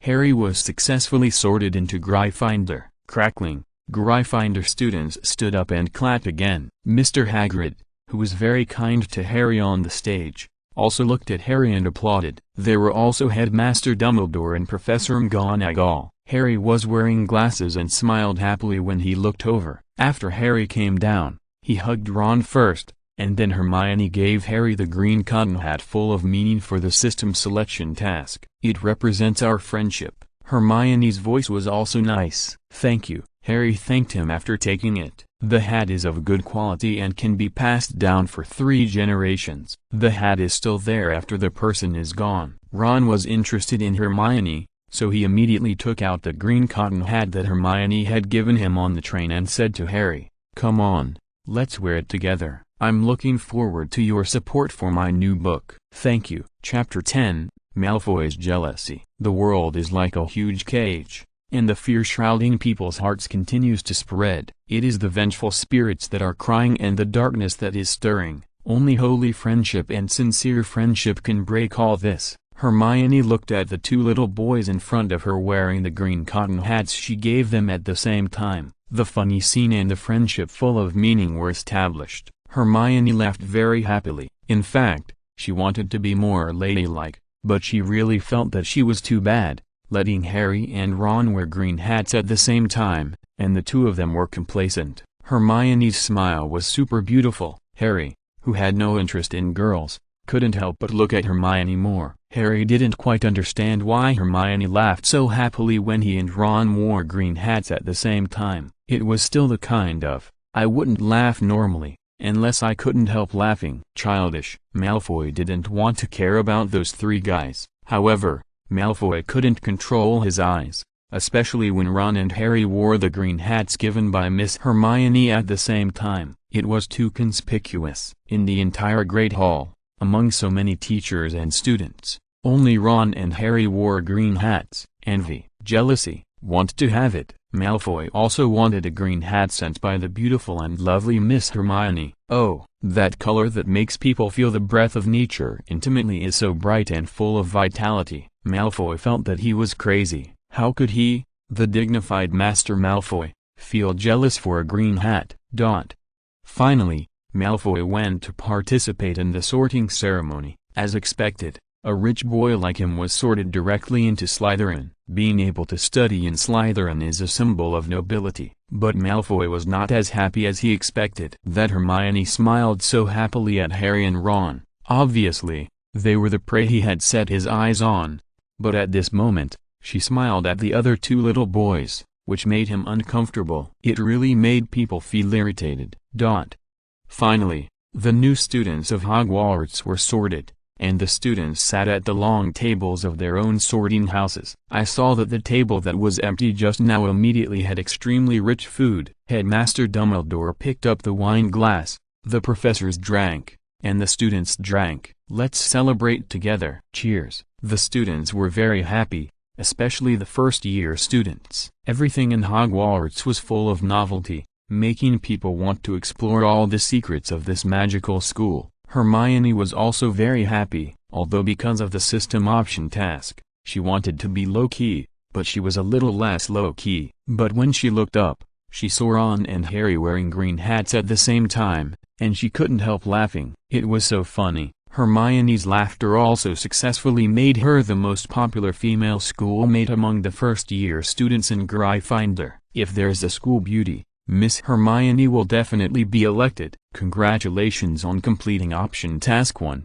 reward basic attribute +1. Tonight, Hermione established a deep friendship with Harry and Ron. While enjoying the food, Hermione opened up hundreds of attributes in the system. I didn't notice it last time. There are even whitening and body slimming attributes. In the original series, Hermione's measurements were not particularly perfect. Here, Hermione can achieve a golden ratio figure by adding attribute points. Of course, Hermione is not that boring. Her beautiful appearance has already caused her troubles, and of course she will not add precious basic attribute points to such a place. Think about it. Last time, it was added to magic. This time, it will be added to blood volume. Magic +1, blood volume +1. In this way, Hermione's blood will be thicker than that of ordinary people. This is what Hermione thinks for the time being. Others will die from bleeding after being cut, but Hermione will not die at all after being cut with the same amount of blood. Of course,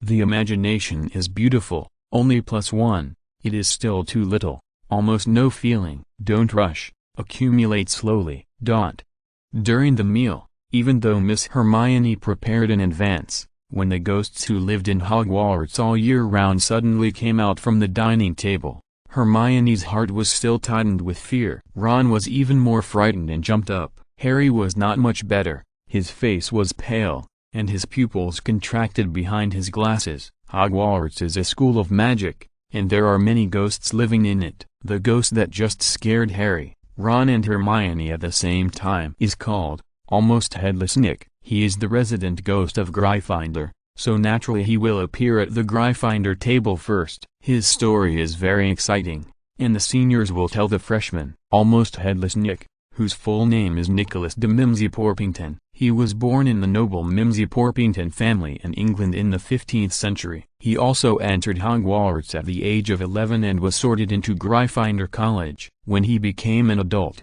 he served as a wizard in the palace and was awarded a knighthood. Later, because of a magical accident, he was sentenced to beheading. Because the axe was blunt, he was chopped 44 times, but his head did not fall off. There is only a layer of skin connecting the head to the neck, which is very kind and funny. He often pulls his head down to scare the freshmen, making them feel scared. Even Hermione felt very uncomfortable when she saw Almost Headless Nick take his head off. She lost her appetite instantly. However, the senior students seemed to have gotten used to it and continued to enjoy the food peacefully. In addition to Nick, who was almost headless, there were different ghosts floating in the entire hall at this moment. There was the Hufflepuff ghost, the Fat Friar, the Ravenclaw ghost, Miss Grey, the Slytherin resident ghost, the Bloody Baron. There seemed to be some special stories between the Bloody Baron and Miss Grey. Some curious freshmen were very interested in the ghosts of Hogwarts School. The senior students told the juniors what they knew in a mysterious tone. Although these little guys were always scared, they couldn't help but open their eyes and continue to listen curiously. After finishing the meal, under the command of Professor McGonagall, the senior students led the freshmen to enter the dormitory. Of course, the boys' dormitory and the girls' dormitory were separated. However, as Hermione, Harry and Ron from the same branch, they still had a common lounge, where they could communicate during their breaks. The stairs of the Hogwarts boarding school are very interesting and can rotate. Looking up from below, it was very spectacular, just like a blockbuster movie. Hermione smiled to herself at this time. Isn't it true that I have traveled to the movie world? The thrilling day is finally coming to an end. Hermione is also tired and can finally have a good rest.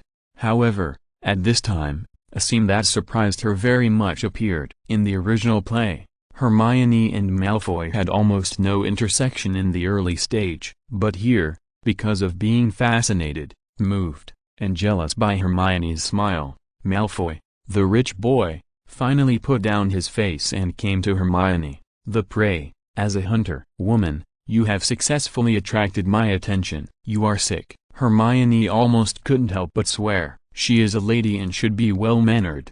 When Hermione was about to ask this idiot about his purpose, the system option appeared in front of Hermione again. Option 1. Agree to Malfoy to be his girlfriend, alienate Harry and Ron, and reward basic attributes +1. Option 2. Swear and let Malfoy go. Completing the task will reward you with 1 pair of pajamas. Option 3. Promise Malfoy that you will give him a hat with a meaningful meaning in the future, and completing the task will reward you with 1 smart toilet seat. Please support my new book. Thank you everyone. Chapter 11 Smart Toilet Seat Rewarded by the System. September 1st was the first day of school for Hogwarts boarding school. Many students entered the school by boat. Among the freshmen, a beautiful girl named Miss Hermione was facing a little trouble at the moment. Because she was too popular, she was intercepted by Malfoy at the moment. If the system option had not suddenly appeared at this time,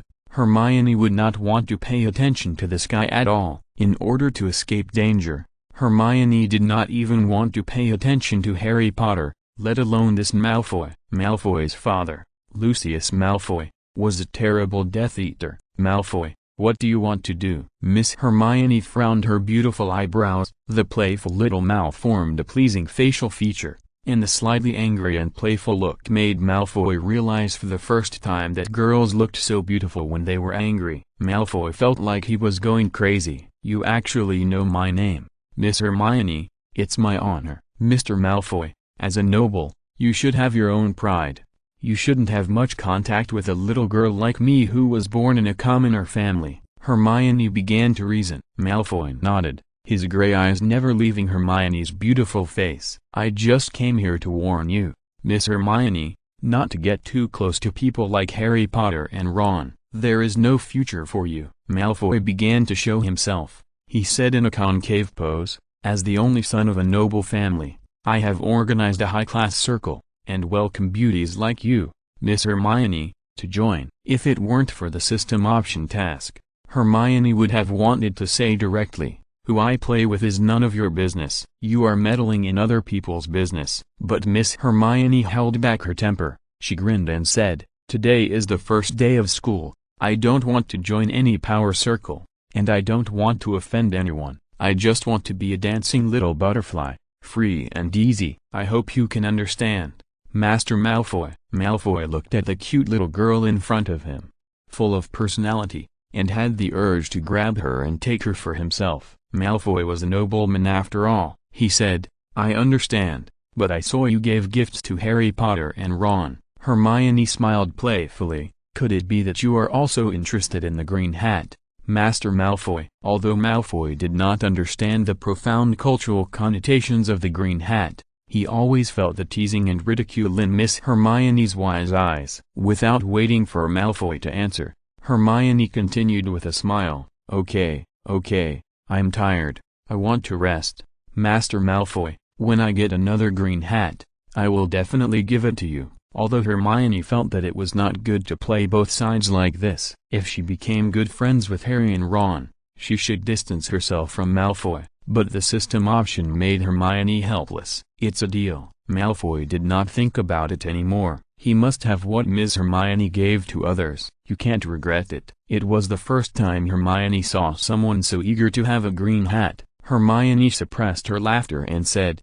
as long as Master Malfoy doesn't embarrass me in the future, I will definitely give it to you. As he said that, Malfoy asked Ms. Hermione to go out. Looking at Miss Hermione's thick brown hair and charming back, in the novel, Hermione is a domineering voice, thick curly hair and a pair of rabbit-like big front teeth. There is no doubt that this is not beautiful, but the Hermione here is in the movie, and because of the relationship of Hermione's travel through time, the people around her began to break the original setting. They all began to face Hermione's beauty. And a girl attracts boys not only because of her fairy-like face, but also because of her interesting soul. Hermione's ladylike temperament and big eyes that exude wisdom are extremely charming. Although Malfoy is still young, the first girl he was fascinated by was undoubtedly Ms. Hermione here. This also made Malfoy look at Miss Hermione's back and feel that the future is promising. making him full of expectations for his future life in Hogwarts. Gryffindor Dean Professor McGonagall noticed Malfoy from Slater House. Although Professor McGonagall did not notice that Malfoy was looking for Ms. Hermione,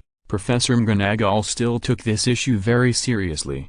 On Hermione's side, she could finally lie down in her own dormitory. The girls' dormitory was not much better than Harry Potter's dormitory. After all, they were both ancient castles, and naturally could not compare with the decoration style of modern cities. Fortunately, Miss Hermione, who loved life, had prepared in advance. She used the quilts issued by the college as pads, and then secretly took out the daily necessities she bought in Diagon Alley from her space ring. New quilt, new sheets. This new quilt purchased from Diagon Alley seemed to be enchanted, with a smell of cleanliness and sunshine. Sleeping with it covered could help you get a better sleep. After all, Hermione came from a time travel, and her values were slightly different from those of the natives here. High-quality life is the meaning of life. Then she took out some snacks to share with the sisters in the dormitory. It's easy to get along with others, and on the first night, it was to build a good relationship. To prevent them from being jealous of Miss Hermione for having such a good quilt. Congratulations on completing the optional task, and you will be rewarded with a smart toilet seat. Here it comes. Hermione just promised to give Master Malfoy a green hat, and now she has completed the task and received the reward. It is naturally impossible for the bathroom in Hogwarts to be equipped with a smart toilet seat. Hermione checked it out, which would be very helpful for improving her quality of life. In order to prevent Miss Hermione from being too alternative, she planned to pack it up and throw it into the space ring after each use. Otherwise, if outsiders knew about it, it would be troublesome to explain where this toilet seat that automatically sprays hot water came from. Besides, this kind of sanitary product is a very private thing. Although Miss Hermione is not a germaphobe, she doesn't want others to use her smart toilet seat. After packing up all the daily necessities, Hermione went to the bathroom to try the smart toilet seat. It was good. The quality of the things rewarded by the system is good. It's awesome, and there is no problem passing it down for 3 generations. Maybe the smart toilet seat will still be there after people leave. Then she simply washed up, and in front of the mirror, she put perfume on her pretty little face. This is not makeup, just simple skin care. I'm so beautiful. As expected, no one in the world can match me. Although it was late, Miss Hermione's sleepiness was not that strong. As a 3-good student, she picked up the elementary wizard books she bought in Flourish and Blott's bookstore in Diagon Alley. These things were bought by Hermione with the money she found after accompanying Harry to buy a wand. She wanted to compare the wizard books bought in the bookstore and the elementary magic books rewarded by the system. The moonlight outside the window of the European castle was particularly bright. The roommates saw that Miss Hermione was not only beautiful and knew how to live, but also so studious that she was still studying under the moonlight so late at night. Hermione compared them and found that there was still a difference between the 2 magic books. For the same kind of magic, the magic book rewarded by the system is easier to learn, although it is still difficult for Hermione. But if you only use the elementary wizard books purchased from the Diagon Alley bookstore, it will be more difficult to learn, and some magic is not suitable for every magician. The elementary magic book rewarded by the system is completely different. As long as Hermione studies and recites it carefully and understands it thoroughly, she will be able to release magic smoothly. In this case, Miss Hermione will of course choose to recite the elementary magic book of the system option. New book, please support. Thank you everyone. Chapter 12 Professor McGonagall's Transfiguration. Closing the elementary magic book full of animal skin texture, Miss Hermione threw the book into the space ring, then rubbed her eyes and yawned. She was wearing snow-white pajamas, and the moonlight sprinkled on her delicate figure, like a very beautiful painting. Harry Potter was very excited to look at the world outside the window, accompanied by an owl given to him by Mr. Hagrid. As the first day at Hogwarts school, recalling his previous experience at his sarcastic aunt's house, everything now is like a new life for Harry. Harry, don't read it anymore, or you will be late for class tomorrow. Ron had already laid down, and he looked at Harry sitting in front of the window with sleepy eyes and said in a daze, "Well, we won't be late tomorrow," Harry said firmly. September 2nd today, it was a good day over Hogwarts. The magic students had breakfast in the Hogwarts Great Hall. Classes will start at 9 o'clock. Generally, there are 2 classes in the morning and 2 classes in the afternoon. First-year students need to learn quite a few courses, including astronomy, charms, defense against the dark arts, herbology, history of magic, potions, transfiguration. Today, the first class is Professor McGonagall's transfiguration class. Today, Professor McGonagall is still wearing a dark green robe, black hair tied into a high bun, a black hat, and a serious expression. She began to call the roll. When Harry Potter and Ron's names were called, it was obvious that they were late. Hermione didn't know whether to laugh or cry. This was a repetition of history that could not be violated. Malfoy was even more rude and took the lead in laughing. "In a while, those 2 idiots will be finished." Professor McGonagall was very angry. In her opinion, Harry Potter and Ron were 2 troublemakers who were late for the first class of freshmen today. They needed to be dealt with properly. Professor McGonagall distributed Transfiguration textbooks to the students. Transfiguration is undoubtedly a profound course. There are very few magic students who can learn this course well and transform at will. Hermione was very interested. When she saw Professor McGonagall directly turned into a cat and fell on the desk, Hermione instantly thought of the Monkey King's 72 transformations. In this magical world, there are only a handful of people who can transform their bodies like Professor McGonagall. In the original series, it seems that only Headmaster Dumbledore and Professor McGonagall, as well as a few wizards, can do it. The transfiguration of ordinary wizards can only change an object into another appearance. For example, turning a match into a needle, a table into a stool, a mouse into a snuff box, a ferret into a flamingo,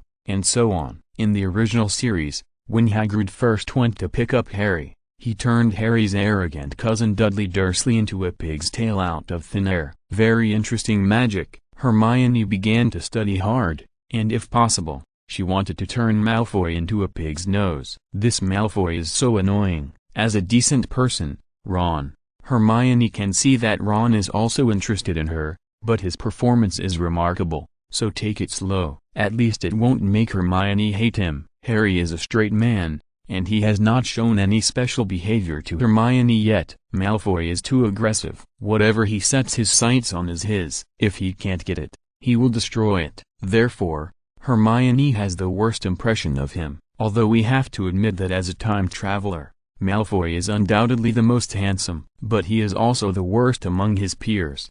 Professor McGonagall was very angry. She is the deputy principal of Hogwarts and the strictest professor. She didn't want 2 troublemakers and latecomers to appear in her class today. However, Professor McGonagall, who has become a tabby cat, was angry when she accidentally discovered a treasure student. That is Miss Hermione Granger, who definitely debuted in the center position at a glance. When other first-year students were still looking around, scratching their ears and cheeks, and making various careless little movements, Miss Hermione has already started to study seriously. As a teacher, naturally like this kind of student the most. Beautiful, smart, and studious. Miss Hermione's future achievements may not be inferior to Harry Potter.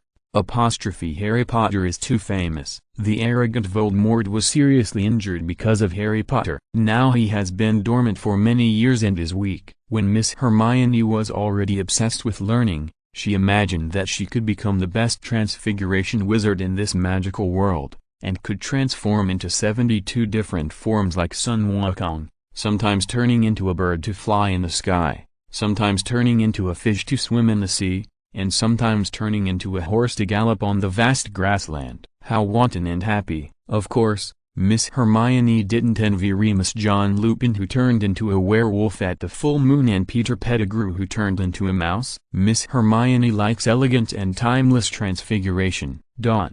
Finally, the 2 latecomers, Harry Potter and Ron, who said they would not be late last night, showed up. They hurried over before they were even dressed. Ron, the funny man, saw that there was only a tabby cat on the desk in the classroom, and he was thankful. Harry, We are so lucky. This is Professor McGonagall's class. She is notoriously strict. We can enter the classroom before she comes. It's like saving a life." Harry was about to say something was wrong, because the eyes of the students around him were too meaningful, especially Malfoy's playful eyes and the sympathetic expression of the little beauty Hermione. Sure enough, before Ron sat down, the tabby cat on the desk immediately turned into Professor McGonagall and walked towards Ron, which was very oppressive. This transfiguration is so magical that the more Hermione watched, the more she wanted to learn it.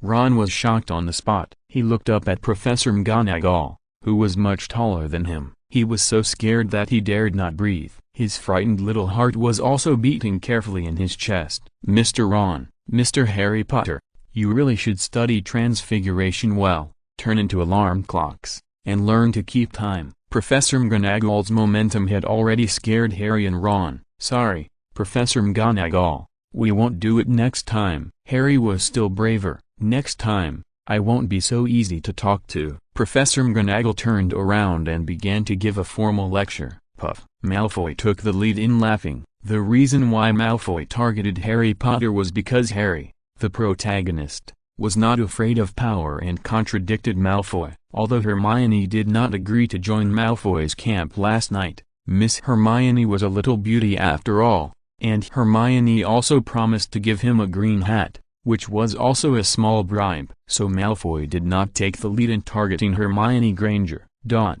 Of course Hermione would not laugh with him. Only Harry Potter and Ron were late in the class, which just showed that they were the protagonists and behaved differently. If they also performed mediocrely, then they would not be worthy of being the protagonists. However, she is studying seriously at the moment, because due to her admiration for the Monkey King's 72 transformations, Hermione is very interested in Professor McGonagall's transfiguration.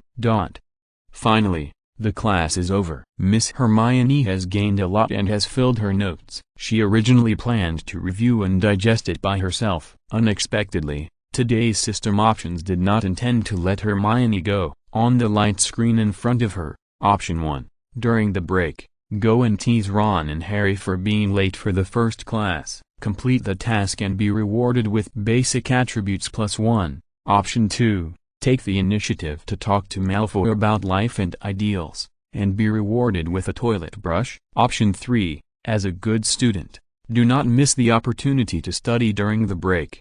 Go to Professor McGonagall to review today's topic, and complete the task to be rewarded with a notebook. Please support the new book. Thank you everyone. Thank you. Chapter 13 Professor Snape's Potions Class. The break was not too long, but it was enough for Hermione to complete the task. She stood up, and at that moment, half of the students in the class looked at Hermione, not because no one stood up at this time, but because Miss Hermione's beauty had made her the focus. Harry and Ron had not yet realized Hermione's intention. Malfoy, who was joking with his subordinates, had already begun to look unhappy. He couldn't figure out what the difference was between him and that Harry Potter, and why Miss Hermione always went to him instead of coming to him. Malfoy, the subordinate, noticed Malfoy's unfriendly expression. "Let's continue." Malfoy pretended not to care, but his eyes looked at Miss Hermione intentionally or unintentionally. Under the table, Malfoy clenched his fists, and he wanted to hit someone. As a hunter, the prey he set his sights on must be his own. Hermione? Ron and Harry looked at Hermione curiously. Hermione thought about her task options. Compared with the toilet brush and notebook, Hermione certainly knew that the basic attribute +1 was more powerful, and it was just a joke, nothing big. "Ron, Harry, you are late today, probably because you got lost." Harry frowned, with doubt in his eyes. He seemed to hear the teasing in Hermione's tone. In Harry's impression, Miss Hermione is a gentle and humble beautiful girl, and she shouldn't be so mean. Ron's brain circuit is simpler. He kept looking at Hermione, and his heartbeat never stopped. He immediately replied in surprise, "Hermione, how did you know?" Hermione's smile was full of healing, because Ron and Harry found this kind of reason in the original play. Hermione's smile gradually became mean. "I think I need to turn one of you into a map, so that you won't be late in the future." Harry and Ron were stunned at the same time. At this moment, Hermione's system prompted, "Congratulations on completing the Option 1 task. Reward basic attribute +1. Hermione was satisfied, and she was now more and more proficient in the system's option tasks. No longer wasting time, Hermione went straight back to her seat and prepared to pack up and rush to the next class. Ron looked at the stunned Harry and asked in confusion, "Harry, do you feel that Hermione is a little different today?" Harry nodded. "Hermione seems to be teasing us on purpose, and her tone of voice is very similar to Professor McGonagall." Ron was a little dissatisfied with this. In the original play, Ron also made Hermione cry, hiding in the toilet and crying for an afternoon. It is enough to show that if you want to win the favor of a girl, you must first make her cry. However, Ron may not have that ability with Hermione here.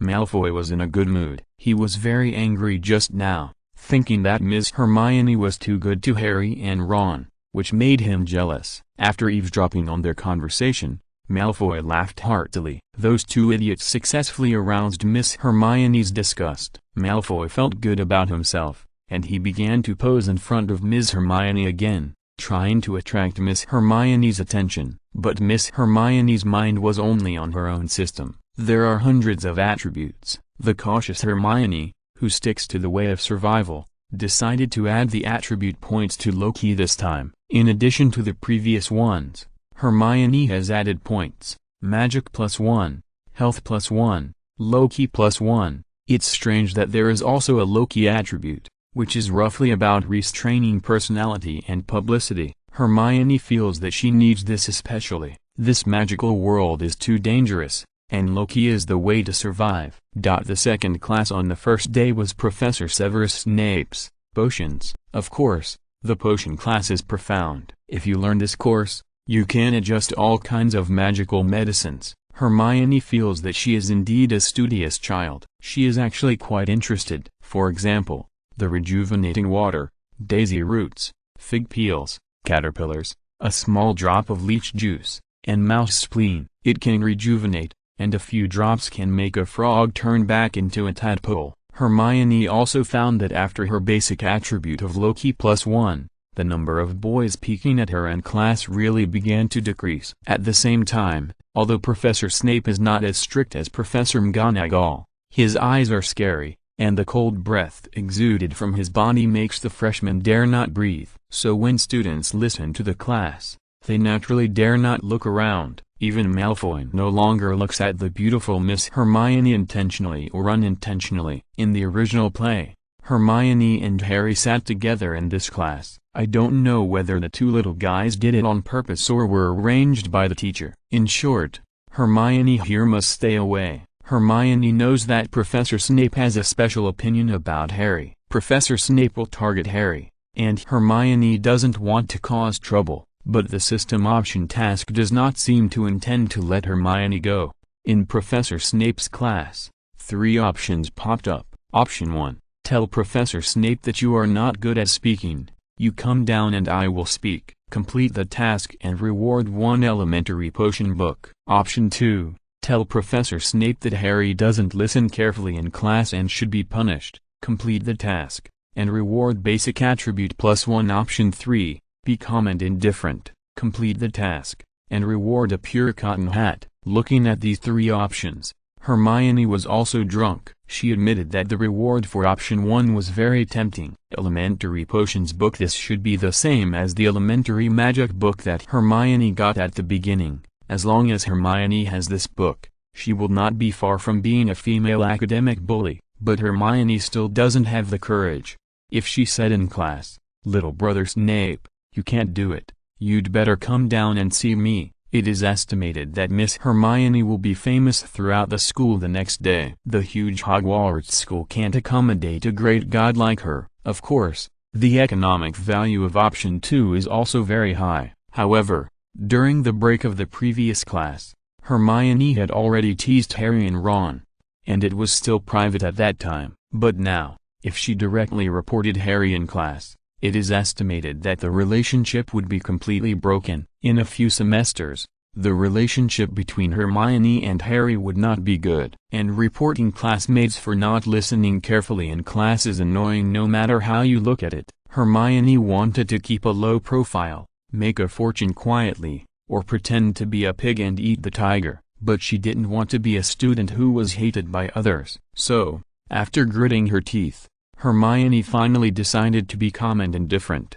or to watch the nose and the heart, not to get involved in Harry's affairs, and not to offend Professor Snape. Just be yourself. Sure enough, in class, even if Hermione didn't make trouble, Professor Snape would take the initiative to find fault and find trouble with Harry Potter, and called Harry, who was taking notes, to answer questions. On Harry's first day of potions class, of course he couldn't answer any of Professor Snape's questions. Ha ha ha. Harry's appearance of being scolded by Professor Snape caused Malfoy to laugh. In the original play, Miss Hermione sat next to Harry, raising her hand frantically, wanting to take the initiative to answer the questions raised by Professor Snape. Hermione, on the other hand, stayed far away from Harry and did not sit with him. At the same time, as a time traveler, she knew nothing about the questions raised by Professor Snape. Hermione had to admit that she still had a long way to go to become a top female student. Congratulations on completing the task,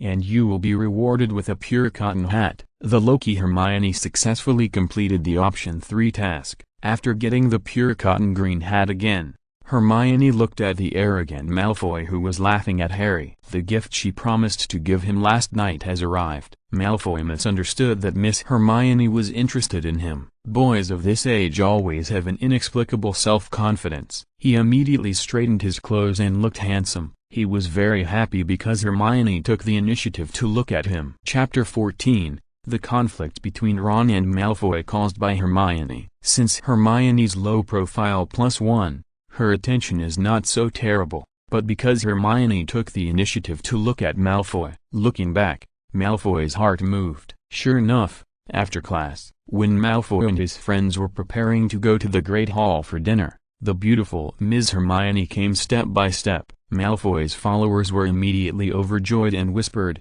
"Look, Malfoy's love luck has come. Miss Hermione Granger is the most beautiful girl among our first-year students." I didn't expect that Master Malfoy is so charming that Ms. Hermione took the initiative to come. Malfoy was also very happy. Hermione's initiative to come forward made him feel more face in front of his younger brothers. Hermione didn't say much nonsense, and directly handed over the cotton hat in her hand, and said, "I promised to give it to you yesterday." Malfoy took it. It was rare for a person like him to say thank you to Hermione. Then he couldn't wait to put the green hat on his head. At that moment, Malfoy was as proud as a little peacock, and it was a peacock spreading its feathers. "I have something else to do, so I won't stay any longer." Hermione couldn't help laughing when she saw Malfoy's pig nose with a green onion stuck in it, and he was still proud and showing off. Hermione, who insisted on keeping a low profile, not only didn't want to have too much contact with Harry,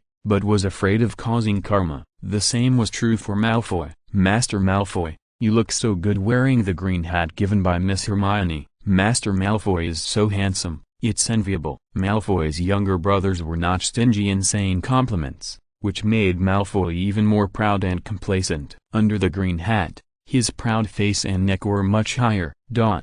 It is not uncommon for students to give gifts to each other, but on the first day of school, the most beautiful girl among the freshmen personally gave gifts to boys, which was still very interesting to talk about after dinner. As far as I know, this is the third time Hermione Granger has given a green hat. Some female students communicated privately, "Who does she like?" "I saw Harry Potter and Ron Weasley both wore the same green hat." "I don't know, but a girl like her who plays 3 men at the same time is not liked even if she is as beautiful as a fairy." "You are wrong." Miss Hermione's behavior just shows how much boys like her. Last night, a girl in Miss Hermione's dormitory ate the snacks she gave her. Miss Hermione seems to like giving gifts to others. Maybe we all misunderstood her. She just likes to give gifts to others.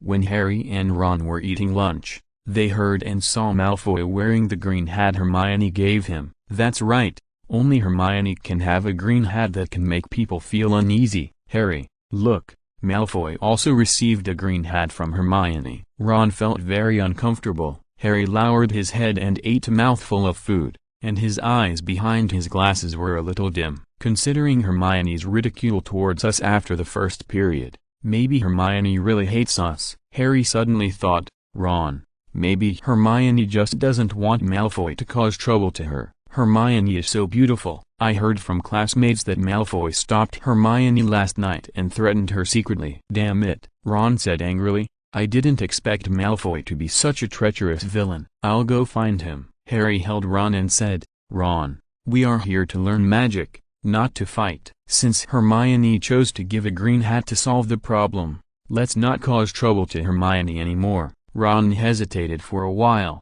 and finally sat down and said, okay, but I can't swallow this bad breath. Sooner or later I will duel with the Malfoy. Harry looked at Ron for a while. He felt that Ron was too deep into the play. They are still freshmen. There is no need to care too much about love. At most, they are now, who has a good impression of whom, and then, who plays with whom, who doesn't play with whom. Hermione also came to the cafeteria. Even though they were all students of Gryffindor, in the original show, Hermione ate with Ron and Harry, but Hermione didn't do that here. She seemed to be isolated, going alone, and even sitting alone in the corner to eat. Ron wanted to go over and ask clearly why Hermione had cheated on Harry and Ron, and also on the annoying Malfoy, but he endured it and let it go. After all, Hermione not only alienated Harry and Ron, but she was not with Malfoy either. She just liked someone. At this time, many owls flew over. Because Hermione didn't adopt any children, no owls sent her anything. Neville Longbottom, as a little fat boy in Gryffindor, his round face looked very honest. Neville was very forgetful and not very talented, but all this was not innate. It came from his painful childhood memories. Neville's parents were both heroes and brave members of the Order of the Phoenix. They were kidnapped by Death Eaters shortly after Voldemort fell, and were tortured to insanity by Bellatrix Lestrange with the Cruciatus Curse. They have been placed in Street Mungo's Hospital for Magical Maladies and Injuries for 15 years. As a child, Neville was cast with a forgetfulness curse to forget the torture of his parents. Since he was old enough, he often visited his parents at Street Mungo's Hospital for Magical Maladies and Injuries. Today, an owl brought Neville a memory ball mailed by his grandmother. Look, Neville received a memory ball, Ron said to Harry. It was the first time Harry saw this. He looked at the memory ball in Neville's hand. The transparent ball released red gas, which looked extremely strange. In the original play, because Hermione was sitting next to him, it was the female academic Hermione who explained it. Hermione was not around, so Ron explained to Harry, I heard that if you squeeze the memory ball hard and it remains the same, it means you haven't forgotten anything. If it suddenly turns bright red, it means you have forgotten something. Neville was kind and honest, and most of his classmates knew his life story and sympathized with him. Neville replied to Ron, but I can't remember what I forgot. Yes, the memory ball in Neville's hand was already filled with red gas, which was enough to show that Neville had forgotten something recently. The bad guy Malfoy jumped out at this time. Malfoy, the bad guy, liked to bully such honest and stupid students the most. He snatched Neville's memory ball in public and laughed loudly. Look everyone, Neville received a memory ball, but he forgot what he forgot. Oh, what a poor little fool. Harry, who was full of justice, stood up immediately. Malfoy, return the memory ball to Neville. Malfoy sneered, who do you think you are? You ask me to return it, so I will. At the same time, Malfoy put on the green hat on his head and threatened Harry. Also, I warn you too, you are not allowed to wear the green hats given by Miss Hermione in the future. It's better that you hand over all the green hats to me. Only the noble Master Malfoy is qualified to own the green hat given by Miss Hermione. Malfoy is too domineering. Ron couldn't stand it anymore. He stood up suddenly and was about to rush over to duel with Malfoy. This was a jealous war between boys. If you're listening to this novel on a channel other than Fanfic World, it means they downloaded and uploaded it without effort. We cordially invite you to visit our channel, Mundo Fanfic Novelist. There you'll find the original version of this story, and you can explore many other novels of various genres. We are waiting for you to immerse yourself in a world of incredible novels. Chapter 15. The Memory Ball dispute ends. The Great Hall was filled with people, and the anxious atmosphere became tense because of the conflict. Although it seemed that all the conflicts were caused by Malfoy's domineering snatching of Neville's memory ball, in fact, it was also mixed with the jealousy between Malfoy and Ron because of the green hat given by Hermione. Harry was a straight man. Even if he thought Hermione was pretty, he didn't have the same feelings as Ron. Malfoy was more possessive of Hermione than love, so Hermione didn't want to get involved in the center of this conflict. However, the system options popped up, and Hermione could only sigh helplessly. Option 1. Go up and kick Malfoy in the ass. Tell him to behave himself, or take back the gift, complete the task and get a memory ball as a reward. Option 2. Cheer up Ron, fan the flames, and let the conflict between Ron and Malfoy escalate further, complete the task and get a pair of socks as a reward. Option 3. Secretly tell the teacher and let the teacher solve the problem, complete the task and get a basic attribute +1 reward. Hermione felt that magic props like memory balls were meaningless. As for socks, they were okay. However, the basic attribute +1 is still the most valuable. So when the students who liked to watch the excitement in the Great Hall gathered around, waiting for Malfoy to fight with Ron and Harry, Miss Hermione had already run to find the teacher. Not too far away, she met the thin and tall Professor McGonagall. Her face was extremely ugly. In order to complete the optional task, Hermione went up and said, "Professor McGonagall, Ron and Harry almost fought because they helped Neville to get back the memory ball taken away by Malfoy." "Okay, I know." Professor McGonagall was so angry that she walked with super momentum. The students around her also immediately felt the danger and quickly dodged to the side. When they saw Professor McGonagall, the most severe professor in Hogwarts, their hearts tightened immediately and they dared not breathe. Professor McGonagall is not only the headmaster of Gryffindor, but also the vice-headmaster of the entire Hogwarts. This title alone makes many students feel scared. Hermione also followed Professor McGonagall until the system prompts. "Congratulations on completing the task. Reward basic attribute +1, then immediately flee this place of trouble." Hiding in the crowd, as if Miss Hermione had never appeared, Hermione opened the system and selected agility from as many as 100 basic attributes to add points. Cumulatively, magic +1, health +1, low-key +1, agility +1. Although Hermione also wants to increase the magic, the temptation of other basic attributes is also quite high. Although Hermione is a magic apprentice, she also has a desire to be a melee wizard in her heart. So this time plus on agility. In the original play, when a magician casts magic, he will first recite a magic spell, and then wave the wand in his hand to cast magic. This process takes at least 1 to 2 seconds. If Hermione can make an effective dodge or quickly attack during this time, the effect must be very ideal. After all, magicians are not warriors, and most of them don't wear armor or protective clothing. All Hermione needs to do is prepare a bloodletting dagger, flash close, stab the enemy's heart a few times, or directly cut the neck, and the killing effect will not be much less than magic. Of course, if conditions permit,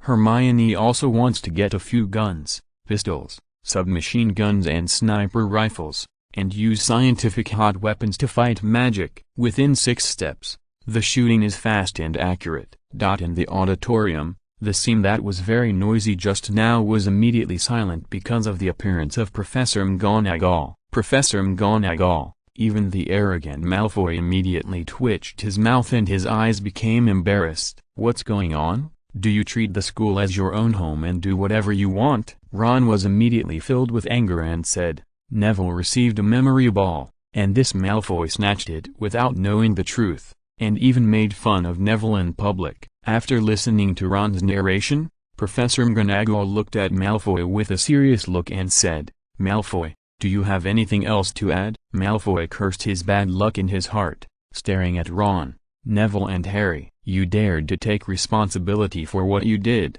"I was just teasing Neville," Then why don't you return the memory ball to Neville? Professor McGonagall's voice was low. Even as a magic school, Hogwarts could not avoid such rich kids bullying honest students. It happened almost every year. Harry Potter's father was also a rich second generation, and he also led people to bully young Professor Snape, and thus occupied the spouse rights of Harry Potter's mother Lily. People are very realistic. Harry Potter's father is a rich second generation, and he has a large number of people. At that time, Professor Snape was a mixed blood. His family was not happy, and he was also studying the dark arts. Even though Harry Potter's mother Lily Evans liked him at the beginning, it was a pity that there was no harm without comparison. Harry Potter's father was still too outstanding, and Harry Potter's father spent half of his student life chasing Lily Evans. Therefore, Professor Snape eventually lost Lily Evans's spouse rights. Professor Snape was like the supreme treasure in a Chinese odyssey.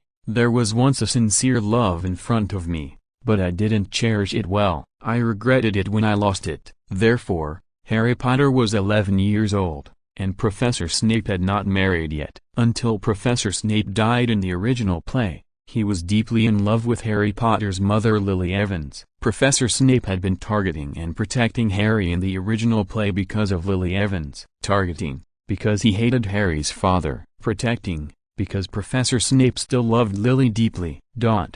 Neville successfully got back the memory ball, and he immediately said thank you to Ron and Harry. Malfoy was very upset. He had the most power, but he was defeated by the school rules. Moreover, Professor McGonagall said coldly, since Malfoy violated the rules of peaceful coexistence among students, 5 points will be deducted. This score is not Malfoy's personal credits, but the score of the entire Slytherin branch. When the time comes, the total score of Slytherin will be reduced, and the students of the entire Slytherin branch will blame Malfoy. Malfoy panicked. Professor McGonagall, this is unfair. Professor McGonagall ignored Malfoy and said to Ron at the same time, it's a good thing to help classmates, but you must also pay attention to the method. If I hadn't arrived in time, would you have fought with Malfoy? So Mr. Ron, you will also be deducted 5 points, and this will not happen again. Professor McGonagall has always been strict and treats everyone equally. This, although Ron wanted to refute, he didn't know how to explain. Indeed, fighting in private is fine. Anyway, the teacher doesn't know. But in the Great Hall, with so many people around, a fight almost broke out. Of course, the impact was not good. Ron was also punished as a warning to others. Okay, go away. After Professor McGonagall dealt with this small conflict, she turned and left. As the representative of bad guys, Malfoy would certainly not stay quiet. When he saw Professor McGonagall leave, he immediately challenged Ron. You deserve it. Fighting with me, the punishment you receive this time is just the beginning. You obviously Malfoy was the one being criticized, but at this moment, he had a smug aura. Ron was furious, and when he thought of Miss Hermione cheating on such a person, he felt even more indignant. Fearing that things would get worse, Harry quickly grabbed Ron and said, Ron, a dog bites you. You can't bite a dog again. Please support my new book. Thank you everyone. Thank you. Chapter 16, Theft at Gringotts, Diagon Alley. This dog-biting remark was quite venomous. Malfoy's face turned blue on the spot. Harry Potter, wait for me. Having just been punished by Professor McGonagall, Malfoy dared not mess around again. Otherwise, the other seniors in Slytherin would not let him go. Harry was too lazy to bother with this villain, so he sat down with Ron and continued to eat. Ron searched the entire Great Hall with his eyes, as if he wanted to find the beautiful figure in his mind. Unfortunately, Ron did not find it, and Ron was a little disappointed. Harry patted Ron and said, let's continue eating. Children tend to forget things, and what happened just now was quickly replaced by a new cheerful dining atmosphere. In Gryffindor, in addition to little fat guys like Neville, there is also Seamus Finnegan, the funny one. Seamus is a super Quidditch fan, half-blood. His mother is a wizard, and his father is a muggle. He lives in the same dormitory with Harry, Ron, Neville Longbottom and Dean Thomas. Harry and Ron play together. Seamus is best friends with Dean Thomas, who lives in the same dormitory. Only Neville is a loner. Coupled with his miserable childhood, He is now stupid and often teased and bullied by Malfoy. Fortunately, the righteous Harry and Ron help him out. What's funny about Seamus is that because they live in the same dormitory, he and Neville often appear next to the protagonists Harry and Ron during meals. His presence is a little higher than that of his friend Dean Thomas, because he is a studious child. But I don't know if his wand doesn't match his magic. He was still practicing magic during meals. At this moment, he waved his wand at a glass of water in front of him and chanted the spell, "Rabbit eyes, strings are faint, turn clear water into sweet wine." The effect is also very eye-catching. With a bang, it exploded directly. It was not the dining table that exploded, but Seamus himself. His hair was burnt and his face was black. The classmates on the side were all startled, and then they couldn't help laughing. When Hermione, who was hiding in the corner and didn't want to cause trouble again, was about to leave, the system options appeared again. Option 1. Take the initiative to go to Harry and Ron. Trigger the news about the theft of Gringotts in the Daily Prophet newspaper. Complete the task. Reward basic attribute +1. Option 2. Talk to Malfoy. Associate with bad guys. Reward 1 rolling pin. Option 3. Take a bath. Rest and relax. Reward 1 pajamas. Okay. Hermione hesitated for 2 seconds. She felt that when Ron and Malfoy had a conflict and almost fought, she hid, and now she appeared again, which was quite shameless. However, Hermione also called the teacher to solve the problem. She was not indifferent. In order to increase the attribute by 1, Hermione chose a more favorable option. It is impossible to associate with Malfoy. Even if the reward is generous, Hermione will not do it. People can be humble, but they cannot have no bottom line. Taking a bath and resting is certainly very comfortable, but a pair of pajamas is dispensable.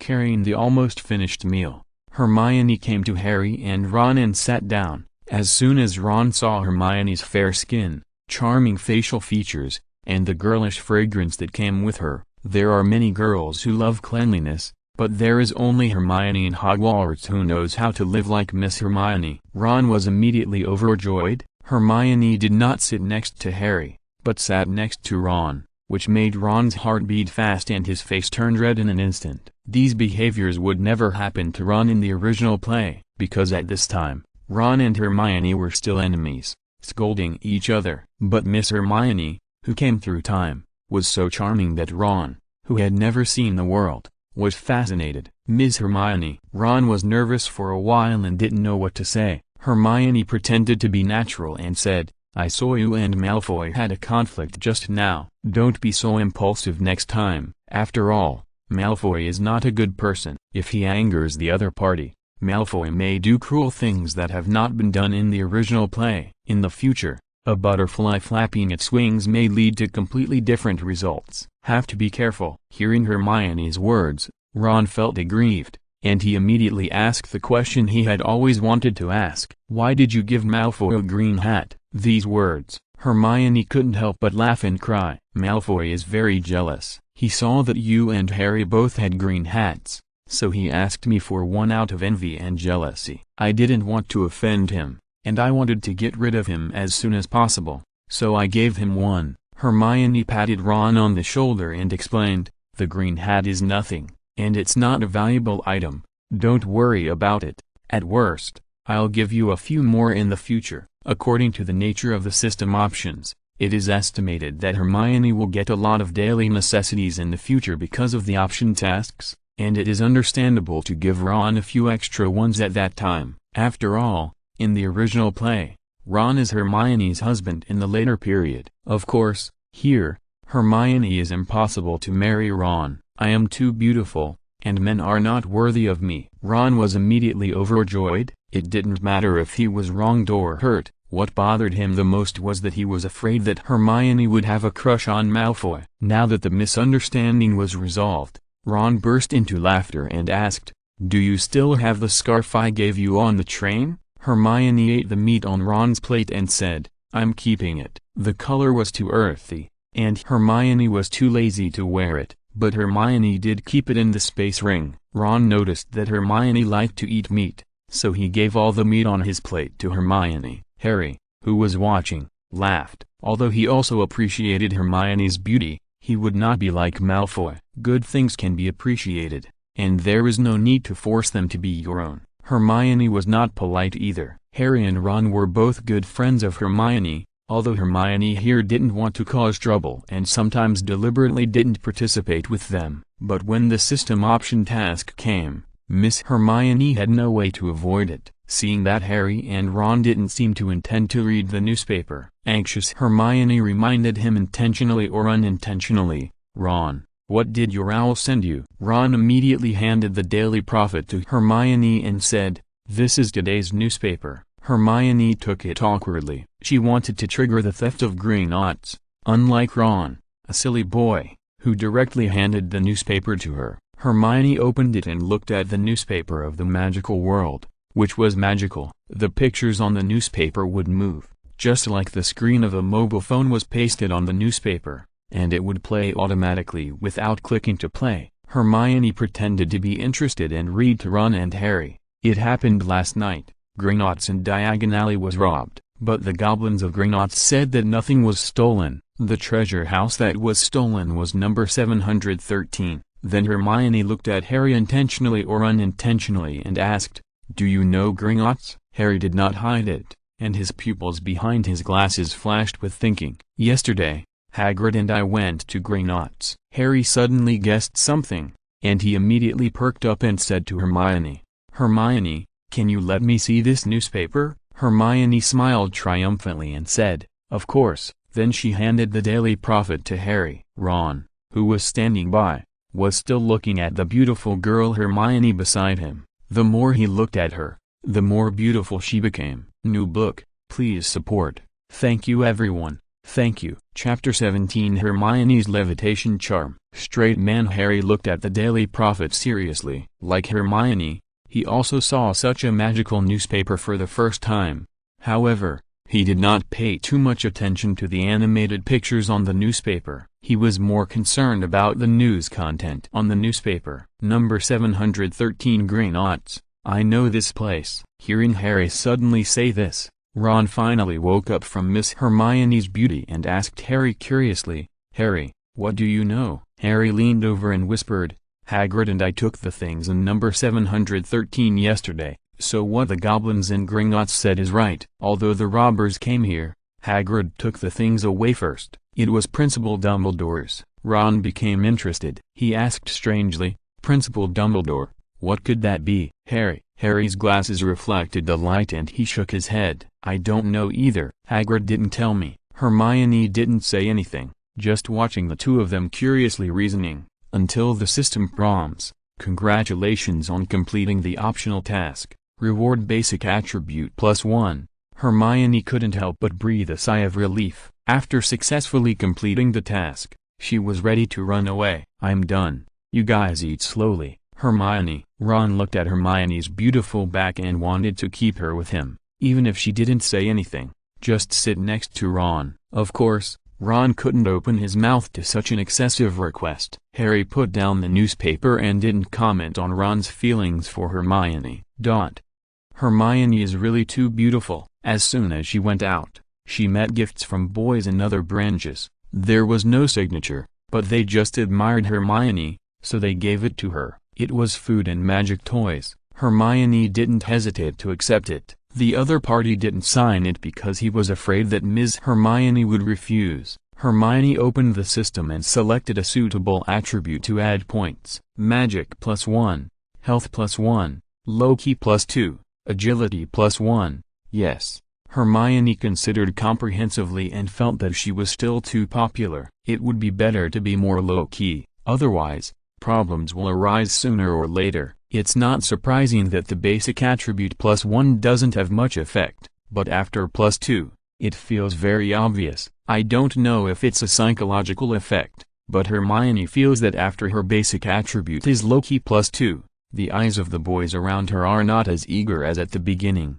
Hermione is very satisfied. There's a spell class in the afternoon, and Hermione also finds this class interesting. The professor is Phileas Flitwick. This is an old professor, gentle, humorous, and one of the few professors in Hogwarts who is not too strict with students. Students like him. Although Professor Flitwick is only 1.07 meters tall, he has been teaching at Hogwarts since 1970 and is a veritable old professor. Professor Flitwick has a head full of white hair. When he teaches, he needs to stand on a pile of books to get a table. Although it's funny, students respect him very much. Interestingly, in the original play, Hermione is his most proud student. Hermione can often get first-hand information about exams from Professor Flitwick, and even exclusive revelations. Maybe it's this kind of fate. Just like Ron likes Hermione, it's fate. Even though Hermione has been low-key +2, Professor Flitwick can still see at a glance that Miss Hermione is a female academic bully. Hermione is also very studious. Here, Hermione has every reason to believe that she will become Professor Flitwick's most proud student. This class of charms is to practice the levitation spell. There will be a feather in front of each student. Under the careful guidance of Professor Flitwick, each student will take out his or her wand. Miss Hermione has 2 wands, and of course she won't take them out at the same time. The lovely Hermione named her wand Windmurn and Bouncing Bomb. Today, she is learning the levitation spell, and of course the Windmurn wand is the most suitable. In the original play, Hermione and Ron sat together, and here, because of the addition of 2 points of low-key. Originally, Malfoy planned to sit with Hermione, but because the low-key worked, and Hermione was almost the last to arrive in the classroom, the boy was not so lucky. There are 2 girls next to Hermione. Hermione took out Windmurn. The wand was made of wood, so it wouldn't freeze her hands, and it wasn't too heavy. Hermione was a little nervous. She coughed, and began to wave the wand in her hand, chanting the spell, Wingardium Leviosa. In the original series, Hermione was a female academic master, and she learned it easily. Hermione here, perhaps because of the time travel, tried several times before she succeeded. Although it was not as amazing as in the original series, it was a success. Hermione controlled the feathers to fly around her. In the original series, Hermione liked to show off, and used the levitation spell to make the feathers fly very high. Hermione here likes to make a fortune in a low-key manner, so after she learned this spell, she didn't show off too much. But Professor Flitwick on the podium still saw Miss Hermione's talent for spells. As a professor, he was very happy to have such a student. And at this moment, there was a bang. The whole class was shocked by the deafening sound. The explosion genius Seamus Finnegan was once again black-faced, with smoking hair, and looked like he was stunned by the explosion. It was very funny. This Seamus was the one who turned water into wine in the Great Hall and took over the student who caused the explosion. Sure enough, the students who played art explosions were thick-skinned and tough. After 2 explosions, they were fine. As a roommate, Harry, who sat next to Seamus, said humorously, "Professor, I'm afraid we need another feather here." The whole class immediately laughed. However, at this time, Hermione's system option was triggered again. Option 1. Laugh the loudest and become the most handsome boy in the class. Complete the task and get a pair of slippers as a reward. Option 2. Use the bouncing bomb wand to have an art explosion. Complete the task and get a bottle of beer as a reward. Option 3. Use the levitation spell to control the feather on your desk to fly in front of Seamus. Complete the task and get a basic attribute +1. Do you still need to choose these 3 options? The first 2 are too silly, and the latter one will expose Hermione's strength, but the reward is generous, so Miss Hermione will still choose 3, reciting the spell quietly. At that moment the wizard power in Hermione's body will be transmitted to the feather on the table along the wand of the Wind of Sorrow in her hand. This feeling is magical. The white and tender fingers gently lift the wand, controlling the white feather to slowly fly to Seamus's table. In an instant,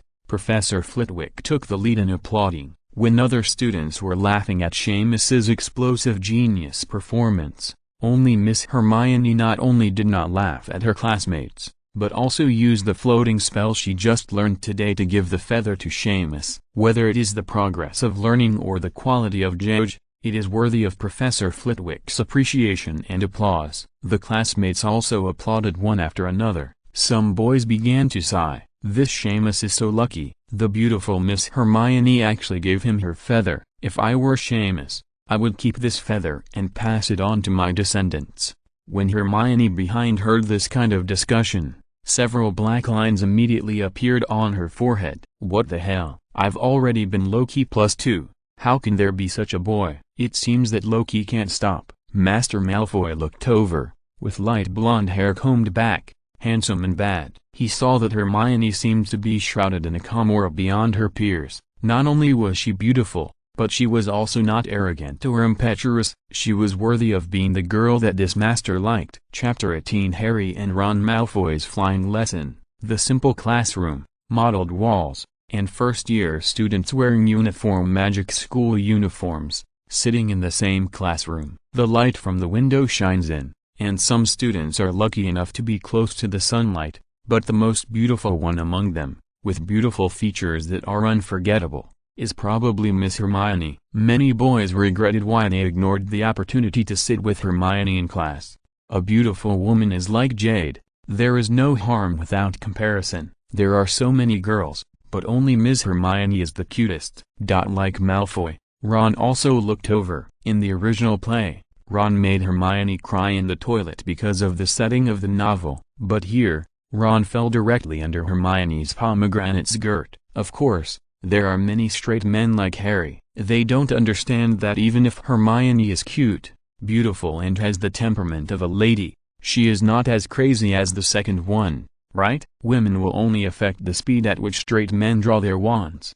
Congratulations on completing the task. Reward basic attribute +1. Seeing that most of the boys and a few girls in the class were looking at her, Hermione almost hesitated and added this precious 1 point directly to Loki. Loki +3. In order to avoid being so noticeable, Miss Hermione can be said to have taken great pains. The Loki +3 is indeed very effective. Professor Flitwick continued to lecture, and the students seemed to have forgotten Miss Hermione's beauty. If there is no Loki +3, the boys will look at Miss Hermione uncontrollably, and if Hermione happens to look at her, her pure and beautiful facial features, coupled with her soul-piercing eyes, are enough to make people intoxicated and feel refreshed. It's like taking a mouthful of refreshing ice cream in the hot summer. But now, because of the effect of Loki, even though Hermione is very beautiful, boys can no longer control their peeking at Hermione, as if Hermione has been covered with an invisible veil,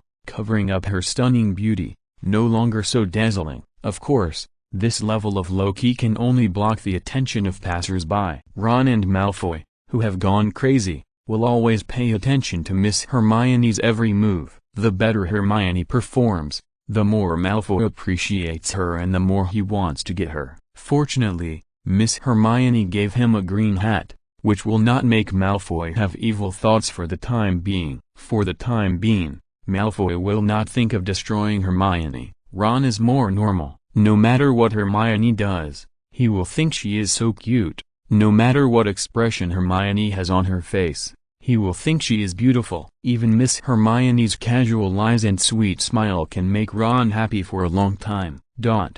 There is one last class in the afternoon, which is the students' favorite flying class. The location is on the wide lawn outside the classroom, with a gentle breeze, green grass and pleasant scenery. Rolanda Hooch is the only teacher of this flying class, perhaps because the course is different. Others call Rolanda Hooch not by the title of professor, but Mrs. Hooch. Madam Hooch has short gray hair and sharp eagle-like eyes. She exudes a spirited aura. She is like a female warrior. Madam Hooch is not only a flying teacher at Hogwarts, but she also serves as a referee during Quidditch matches. The students are all very excited. For magicians, in addition to the standard wand, flying on a magic broomstick is the most desirable thing for every little wizard. Miss Hermione also has a strong interest in flying lessons, although in the original play, Hermione, as a female academic bully, is not very good at flying lessons and is even afraid of it. Fortunately,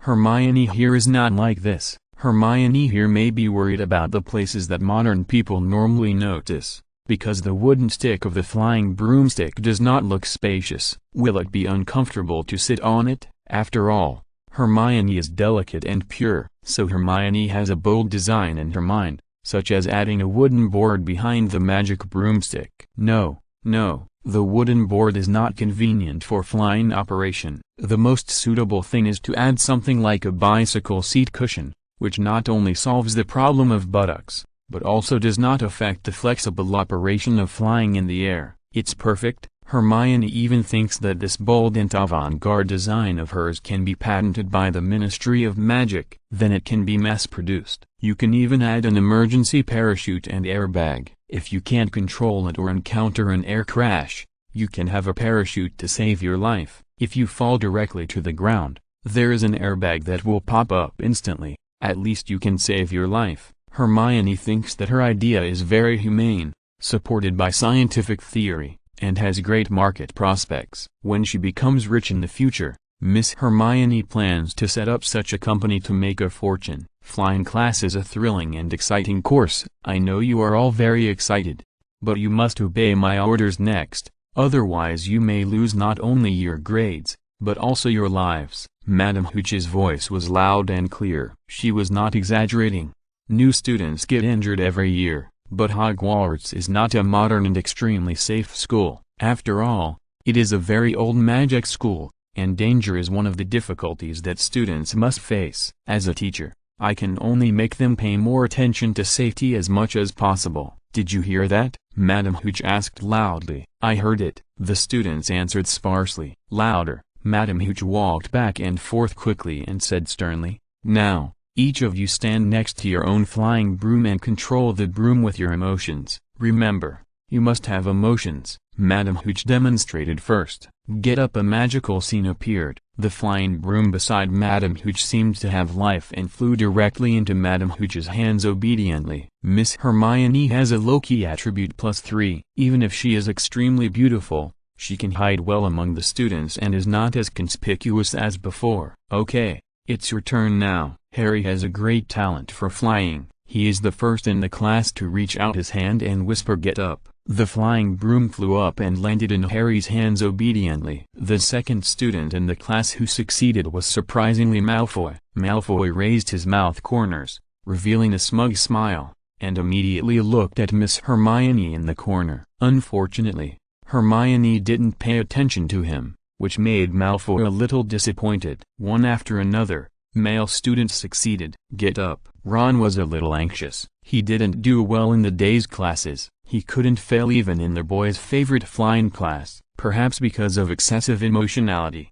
Ron's flying broom immediately gave a strong reaction. It flew up quickly, and one end of the broom hit Ron's forehead directly, making a bang. Harry beside Ron couldn't help laughing. Don't laugh, Harry. Ron was embarrassed and angry, but many boys in the class were laughing. Ron subconsciously looked at the little beauty Hermione. Fortunately, Hermione didn't notice the embarrassing scene that Ron just made. In the original play, Hermione shouted for a long time, but the flying broom didn't give face. Although Hermione didn't show the same talent as Harry, she was interested in the vast blue sky and showed her will to fly. She successfully moved the broom at her feet. Get up. After the third call, the broom flew into Hermione's hands. Hermione took it and found it a little heavy. Although it was made of wood, it must be very hard to sit on. It seems that equipping a bicycle mat for comfortable flying is imminent. Chapter 19 Hogwarts is too dangerous. The air began to be filled with the excitement of the children around,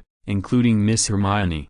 However, at this moment, an unexpected situation occurred. Harry was indeed the protagonist. Most of the students who were with him were also very eye-catching. It was Neville again, the chubby little boy with a miserable life. Under the command of Madame Hooch, before he started to fly, Neville's flying broom began to be out of control. The airflow around was disturbed, and the lawn was blown into shape. Then Neville panicked and flew up tremblingly. Ah! Neville screamed in fear. Madame Hooch said angrily, without my order, you are not allowed to fly around. Neville Longbottom, get down here. I can't control it. Controlling the flying broom requires not only talent, but also emotional control. Neville and Seamus were both funny people. At this moment, the flying broom directly took him to the sky, and Neville's emotions naturally became more difficult to control. The flying broom was spinning and jumping, and Neville could only close his eyes in shock.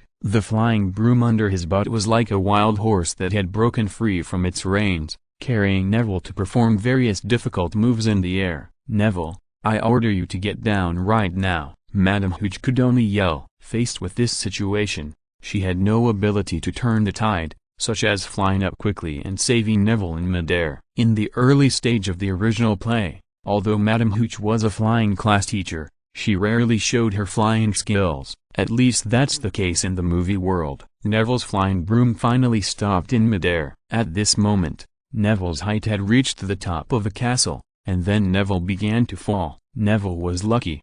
With extremely sharp iron tools in the hands of the sculptures on the city wall, if Neville deviated a little more, he would have become a human meat skewer. Fortunately, he only had his clothes hanging on it. Neville was a little fat and weighed a lot. The school uniforms of Hogwarts were of good quality, but they couldn't hold Neville's weight. Finally, Neville's uniform was torn by the iron, and the students below screamed. Seeing that Neville did not become a human meat skewer, but was about to fall down and smash into a meat pie. Fortunately, this magical world is not a bloody and terrifying world of death. Neville was lucky. When he was on the second floor of the castle, the protruding iron torch decoration caught Neville's uniform again. Finally, the uniform was torn again, and Neville fell on the grass. Madame Hooch was the first to rush over to check the overly frightened Neville, and Neville's face was pale. He wailed in pain. It turned out that his wrist was broken. This kind of pain is unbearable for an 11-year-old child. "I'm taking Neville to the hospital now. No one is allowed to fly on a broom without permission before I come back," Madame Hooch warned, and quickly took Neville to the hospital. The farce ended, and the students looked at each other. Hermione was very surprised. Why is there no advanced magic or first-class driving skills in this magical world? Just now, if there was a wizard who was very good at spells, he could have waved his wand to save Neville in midair. The kind-hearted Ms. Hermione thought of using the levitation spell she had just learned to save Neville, but Hermione was a freshman after all. She was not that confident in magic. What if her good intentions led to bad results? Not only did she fail to save Neville, but she killed him instead. Then Hermione would be responsible. In addition to the levitation spell, if Hermione had good driving skills, she could have immediately driven the flying broom at the critical moment and caught Neville when he fell. Unfortunately, Hermione currently did not have these two rescue methods. In the end, Neville relied on his own luck to successfully save his life. With Neville's broken hand as a lesson, the timid little wizards began to feel afraid of the flying broom in their hands. This thing is much more dangerous than a car accident. Hogwarts is indeed a school full of dangers. You know, they are only 11 years old, but they have to start flying in the sky on a flying broom, which is more dangerous than driving a car. If it goes wrong, the mortality rate will be very high. There are those who are timid and afraid of death, and there are those who are brave and not afraid of death. Among them, Malfoy picked up the memory ball that Neville had just fallen down. This was a magic tool that Neville's grandmother sent by Owl. Malfoy not only had no sympathy, but also laughed at Neville's experience in public, saying, "This memory ball can record the things that Neville is most reluctant to remember. When he holds the memory ball again, he will definitely be able to remember that he fell down in the flying class today." Malfoy is too much. If Neville just fell down, it would be fine to make fun of him. Just now Neville almost died. This is life, not a joke, but Malfoy still laughed at him. He is so bad to the bone. Even Hermione began to hate him. What's the use of being handsome? His personality is too bad. However, the system option was successfully triggered at this time. Option 1. Warn Malfoy, let him learn to be a human being, and don't go further and further on the road of villains. Complete the task. Reward 1 pair of gloves. Option 2. Collude with Malfoy, collude with him, and laugh at Neville loudly for being an idiot. Complete the task. Reward 1 roll of toilet paper. Option 3. Keep silent. I am a bystander. Reward 1 electric fan. Well, the rewards for these three options are not very good. They are 2 daily necessities. Hermione can buy them with her own money, and there is no need for the system to reward. Forget it. Hermione still chooses to keep silent. Anyway, Hermione did the same in the original play. It is not wise to offend Malfoy for Neville. Although Hermione has been secretly working hard to learn spells, she just wants to make a fool of Malfoy one day and let him know the light of justice. But that must be done without anyone knowing. It is so open and above board, and Hermione is not Harry Potter, so let the male protagonist do this. Harry did not disappoint Hermione. When some heartless students followed Malfoy to laugh at Neville's broken hand, only Harry stood up immediately. Under the sunshine of justice, Harry's glasses radiated a dazzling light. "Malfoy, give me Neville's memory ball." Malfoy was originally unhappy with Harry. He was a rich kid, handsome and domineering, and should have been the protagonist of the freshman year. But Harry Potter was too famous. Just his name was well known to the entire wizarding world, which naturally made Malfoy very unconvinced. At the same time, Harry was upright and would not go along with him. To Malfoy, Harry was the biggest thorn. "Haha, Harry Potter, I advise you to stay out of the way. Stop meddling in other people's business." While speaking, Malfoy also looked at Hermione in the corner. Hermione rolled her eyes in anger. "You idiot. Why are you looking at me?" Of course Harry would not back down. "Malfoy, don't go too far. Neville is also our classmate." Malfoy sneered. "That idiot is your classmate, not mine." Malfoy actually disobeyed Madame Hooch's warning and rode on his broomstick, floating in the air with the memory ball, and turned back to challenge Harry. "How about it? Come and get it if you can." "Harry, don't go up." Ron was worried that Harry would suffer, so he stopped him. New book, please support. Thank you everyone. Chapter 20, Harry Potter, the Untainted. Because of Malfoy's trouble, even the air began to feel anxious. It was not that Harry would risk his life for his beloved, but as a partner and defender of justice, Harry could not bear to watch Malfoy being so arrogant. Harry said it's okay to Ron, and then he sat on the broomstick crookedly and flew up. It was completely different from Neville's crookedness at the beginning. This was Harry's own strong will, and Neville could not control his broomstick at all. When Harry's broomstick was with Malfoy, Harry could obviously control the broomstick under his butt perfectly. "Malfoy, bring it here." Malfoy smiled crookedly like a god of war, with contempt in his handsome eyes, as if among all the first-year students, only Harry Potter in front of him could catch his eye. Even though this Harry often opposed him. "You want it, right? Then come with me." Malfoy originally just wanted to hide Neville's memory ball as a prank, so that Neville could not find it and could only worry about it. Then Malfoy could bully and laugh at the weak Neville for the second and third time. Bad students are usually like this, but this Harry actually dared to undermine his prestige, which was simply courting death, especially seeing that there were also righteous students among the students below who began to cheer for Harry. In fact, not all students are born bad guys, but there is no righteous leader like Harry. As long as there is someone who is willing to stand up bravely and resist Malfoy's arrogant evil, then there will naturally be children with a heart full of justice who will rise up and cheer for Harry. Of course, Harry was also encouraged, which made him believe that his behavior was correct. He was not targeting Malfoy. Harry did not want to target anyone. He just stood up for the injustice. At this time, even if it was not Malfoy, but another bad student who wanted to tease and bully the injured Neville, Harry would stand up. As for why Harry is so full of justice, it is not only from Harry's bones and blood.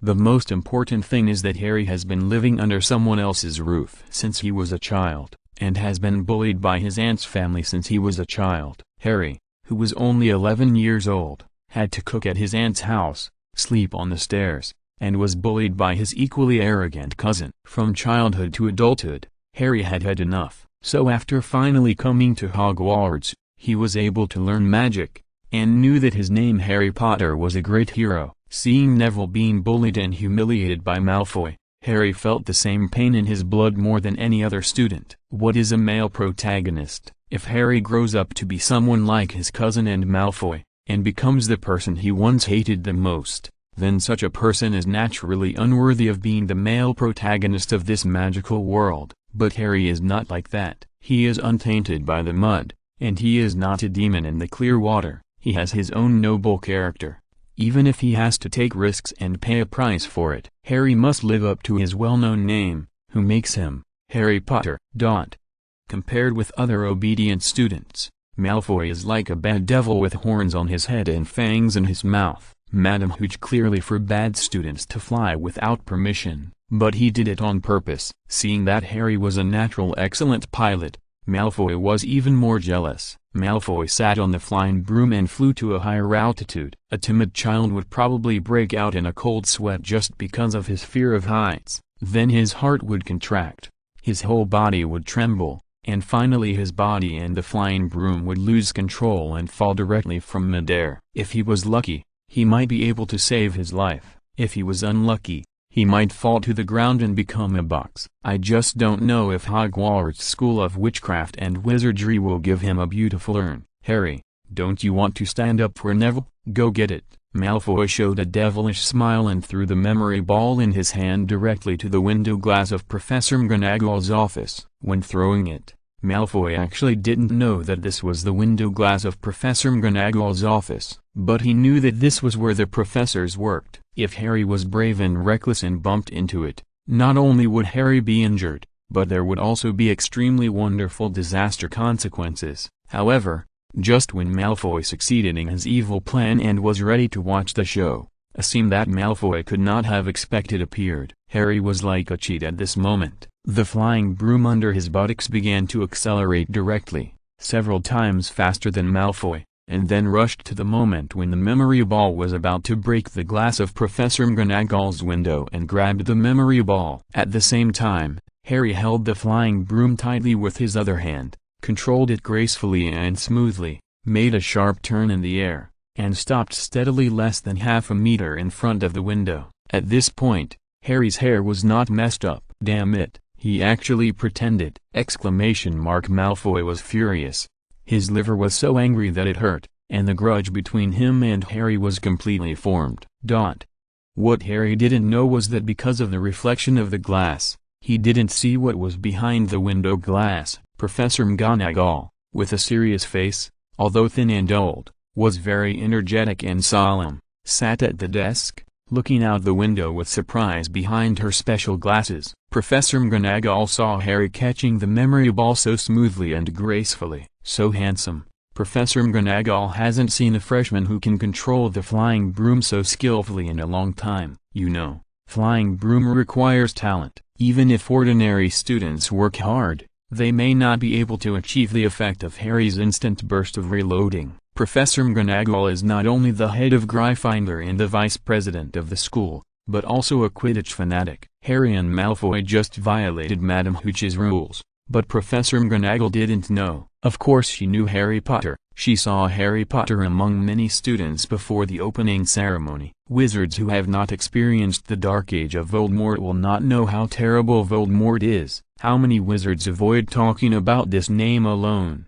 which comes from the fear in their hearts and is the most terrifying nightmare. And such an arrogant devil was finally seriously injured because of Harry Potter. So Harry Potter is destined to be the most special student in Hogwarts. Professor McGonagall immediately put down her work and walked quickly to Professor Quirrell's defense against the dark arts classroom, because the senior student that Professor McGonagall was looking for was in this classroom. Professor McGonagall came hurriedly, with excitement. As soon as she appeared at the door of Professor Quirrell's classroom, the senior magic students inside immediately looked over. Sorry, Professor Quirrell, please excuse me for a moment. Can I call Oliver Wood? I have something important to talk to him about. Professor McGonagall was the vice president after all. She interrupted Professor Quirrell's class, but her words were neither humble nor arrogant, and her momentum and posture were also good. On the contrary, Professor Quirrell seemed very cautious, smiled and stuttered.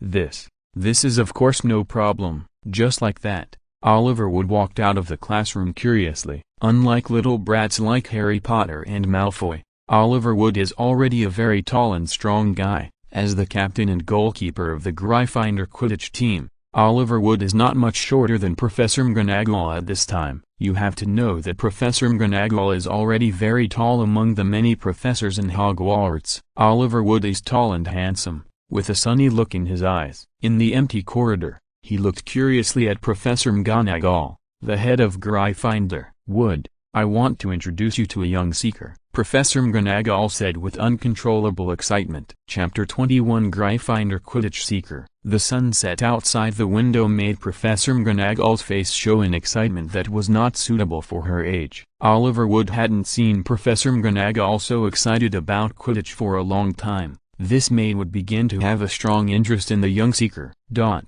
Harry, because he successfully got Neville's Remembranosphere? At this moment he was like a little hero and began to be cheered by many first-year students. "Oh, Harry, you did a great job. Look, Malfoy's mouth is crooked with anger." Ron was undoubtedly laughing the loudest. This Malfoy had originally mocked Ron's family for being poor. Now seeing Malfoy being humiliated, those students who had been bullied and ridiculed by Malfoy felt the joy of revenge at this moment. "Harry Potter, this matter is not over." Malfoy was furious, but fortunately he had his own little brother, and immediately said to his little brother, "Let's go." When Malfoy passed by Miss Hermione, his expression was still a little distorted and embarrassed. Boys are most afraid of being embarrassed in front of the girl they like. In the original drama, because Hermione was not a pretty girl and her personality was not very likable, she was naturally not taken seriously by boys. On the other hand, Hermione not only had the beauty of a movie heroine, but also was a beautiful girl who was loved by everyone before she came here. Lin Qingyun. The combination of these two beautiful characteristics made Hermione exude charming charm. This made Malfoy fall in love with Miss Hermione at first sight. Malfoy left, and Miss Hermione looked at the system. "Congratulations on completing the Option 3 task, and you will be rewarded with one electric fan." "Why is it not one, but one?" This is because this electric fan is a mini handheld fan, which is very small. However, it can be charged, so it should be more convenient to take it out and use it in summer. Hermione will see if there is any magic that can make the handheld electric fan automatically charge, and then directly transform it into a magic tool. There is no doubt that as a female academic bully, Hermione has an active mind and a rich imagination. Just when Harry defeated Malfoy's arrogance in public for the first time, Madame Hooch had not returned, but a senior student came here. He was handsome and tall, even though he hadn't revealed his name yet. Many students around him were surprised and blurted out his name. Oliver Wood, the captain of the Gryffindor Quidditch team. "Wow, so handsome. Why is he here?" Wood came to find Harry Potter, but among the many students, Miss Hermione, who was hidden in the crowd but still made people's eyes light up at a glance, made Wood couldn't help but take a second look. He sighed in his heart. What a beautiful first-year girl. Fortunately, Hermione has a low-profile +3, and Wood is not a frivolous boy. He quickly asked, "Who among you is Harry Potter?" Ron was confused and a little worried. Harry was not afraid of anything and stood up and said, "I am." Wood saw that Harry was small, malnourished, and wore glasses at a young age. Such a physique is really not suitable for the Quidditch team with a very high risk factor. However, Wood is not a person who judges people by appearance. After all, not everyone in Hogwarts is like Malfoy. "Hello, my name is Oliver Wood, and I'm the captain of the Gryffindor Quidditch team." After introducing himself, Wood went straight to the point and said, "Just now, Professor McGonagall found me and asked me to solemnly recommend you to be our Gryffindor Quidditch seeker. What do you think?" Harry Potter was stunned, and so were the many students behind him. Almost all the boys were stunned. "Is this true? Oh my God, I can't believe my ears." Captain Wood actually personally invited Harry Potter to be the seeker of the Gryffindor Quidditch team, and it was recommended by that serious Professor McGonagall. "It's incredible." Ron excitedly pulled Harry. Harry couldn't help but laugh and asked happily, "Excuse me, Senior Wood, are you kidding?" Wood saw that Harry had a good personality and seemed to be liked by the children around him. "He seemed to be a good boy," Wood said humorously. "If Professor McGonagall is not kidding me, then I am not kidding now either." Harry's heart was beating violently. That was the feeling of excitement. He said nervously, "I think I can give it a try." Wood smiled. "That's great. I can help you train when I have time. I believe you will become the best seeker in Gryffindor." Professor McGonagall was very prestigious. Although Harry's appearance and age did not seem to be suitable, The child who could be personally recommended by Professor McGonagall must have a great talent for Quidditch. Wood never questioned this. In the original movie, the scene turned to Wood teaching Harry the most basic knowledge of the Quidditch team. Wood was an impatient person, and his love for Quidditch was no less than any Gryffindor boy. The beautiful Miss Hermione admitted that she was very interested in the flying broom. You know, in the real world, she graduated from high school and has not yet taken a driver's license. She can only ride an electric bike or take the bus or subway to travel every day. The flying broom can directly rise to the sky on the spot. This kind of magical flight is naturally fascinating. However, Hermione was not interested in the dangerous Quidditch. Just as Wood said humorously, as a Quidditch team, you either play the game safely or disappear for a week or two and then reappear. Of course, when you disappear, you are lying in the hospital. Quidditch is quite dangerous, and going to the hospital is as casual as eating and drinking. So, for Quidditch, it's okay for Miss Hermione to watch the game, but she definitely doesn't want to participate. But the system seems to be very interested. Before she took out the handheld fan she had just obtained after completing the task to check, Hermione's system popped up an option that only she could see. Option 1. Apply to Captain Oliver Wood to join the Gryffindor Quidditch team as a substitute. Complete the task and reward basic attributes +1. Option 2. Go to Malfoy and comfort his injured heart. Complete the task and reward 1 bottle of Happy Fat House water. Option 3. Follow Harry quietly to trigger Harry to recognize the golden snitch. Complete the task and reward 1 comfortable bicycle cushion. Damn it! The fairy Hermione couldn't help but swear. This system is really, whatever you think of comes true. As a lady, it is really inconvenient to sit on a flying broom, and it is definitely not safe to sit sideways. And if you add a comfortable bicycle seat, it will be perfect. It is very suitable for the fairy Hermione. Therefore, option 3 is still very tempting for Hermione at present. Of course, the most valuable option is option 1, but Hermione does not want to be a Quidditch player. Whether she succeeds or not, she does not want to participate in this dangerous sport. It is better to lie low, safe and comfortable, which is more suitable for Hermione. As for option 2, who will comfort Malfoy? The idiot. That guy is so bad, he deserves it. If you're listening to this novel on a channel other than Fanfic World, it means they downloaded and uploaded it without effort. We cordially invite you to visit our channel, Mundo Fanfic Novelist. There you'll find the original version of this story and you can explore many other novels of various genres. We are waiting for you to immerse yourself in a world of incredible novels. Chapter 22, The Love and Hate Between Bludger and Ziokian. The first day of school at Hogwarts was very fulfilling. Although there were only 4 classes a day, plus eating and going to the toilet, Hermione had more system options than ordinary students. It was a bit tiring, but fortunately, she also gained a lot. As a person, it doesn't matter if you are busy, the main thing is to gain something. Otherwise, it is uncomfortable to be busy for nothing. The wind blows the grass low and you can see cattle and sheep. There are no cattle and sheep on the lawn of Hogwarts, but there are some small insects that are easily overlooked. A little beetle was hit directly by a head-sized bludger just after carrying his bag. If the little beetle had a last word,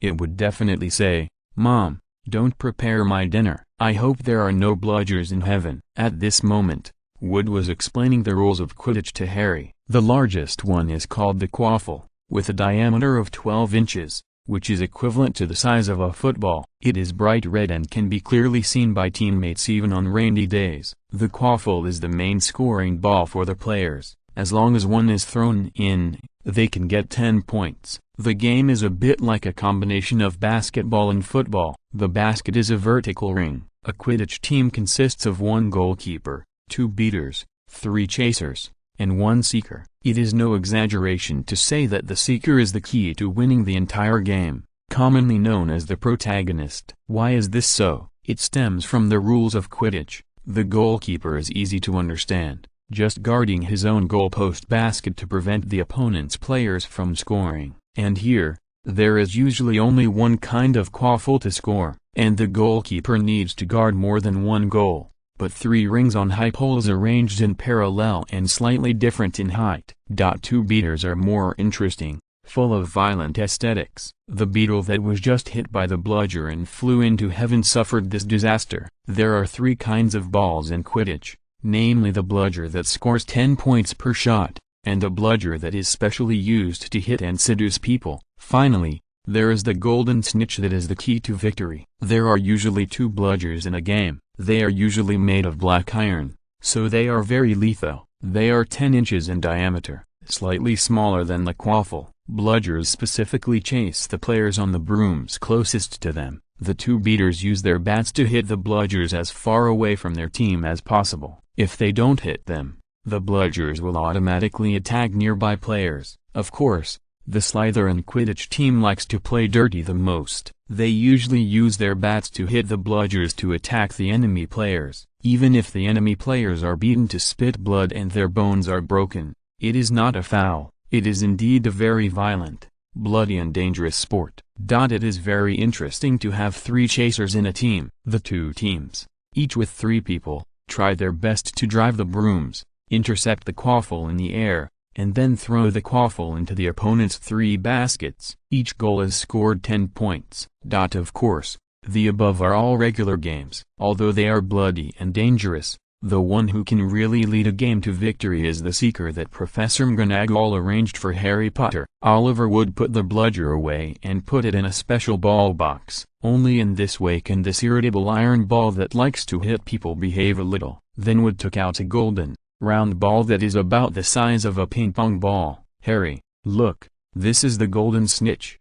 As the seeker in the Quidditch team, your only task is to catch this naughty little guy. Wood continued to explain to Harry, only when you catch this little guy, a game is officially over. A goal from the quaffle is only 10 points. Many people in the audience are playing around the quaffle, and only the seekers of both sides can find this golden snitch, whether you use your hands, feet, or bite it with your mouth. Harry, as long as you can catch this golden snitch, our team can get 150 points. Harry was also stunned. 150 points? Wood also said excitedly, yes. In other words, Harry, as long as you can catch this cute little golden snitch on the court, we can win. Wood is the most fanatical person about Quidditch. Even when explaining to Harry, who is new to the game, he is extremely excited. At this moment, the golden snitch directly stretched out its 2 golden wings, and then flew up and down at a very fast speed and flexibility,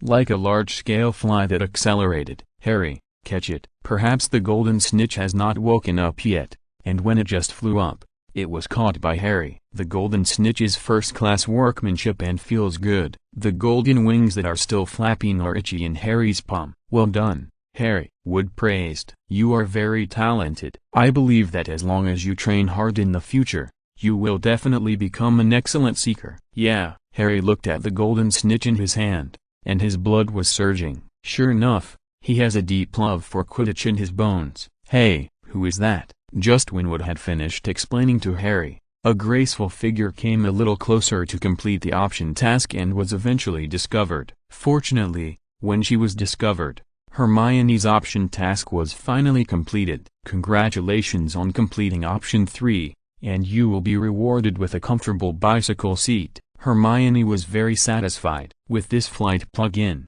Hermione could sit on the flying broom and fly freely in the sky. This was the practical thing Hermione had always dreamed of. Seeing that she had been exposed, Hermione did not hide, nor did she explain immediately, nor did she turn around and leave immediately, just because the system option appeared again. My goodness, the system option is really busy. This is not just working from 9 to 5, this is the rhythm of working overtime until you are bald. Option 1, turn around and leave, pretending to be guilty, and complete the task to be rewarded with an electric toothbrush. Option 2, squat on the ground, look for the persecuted beetle, and exclaim Zhao Qiang, Zhao Qiang, you died so miserably. The performance must be vivid and emotional. Complete the task and reward basic attribute +1. Option 3, in front of Wood and Harry, you must also perform 100% bare-handed catching of the golden snitch. Complete the task and reward 1 golden snitch. Not to mention,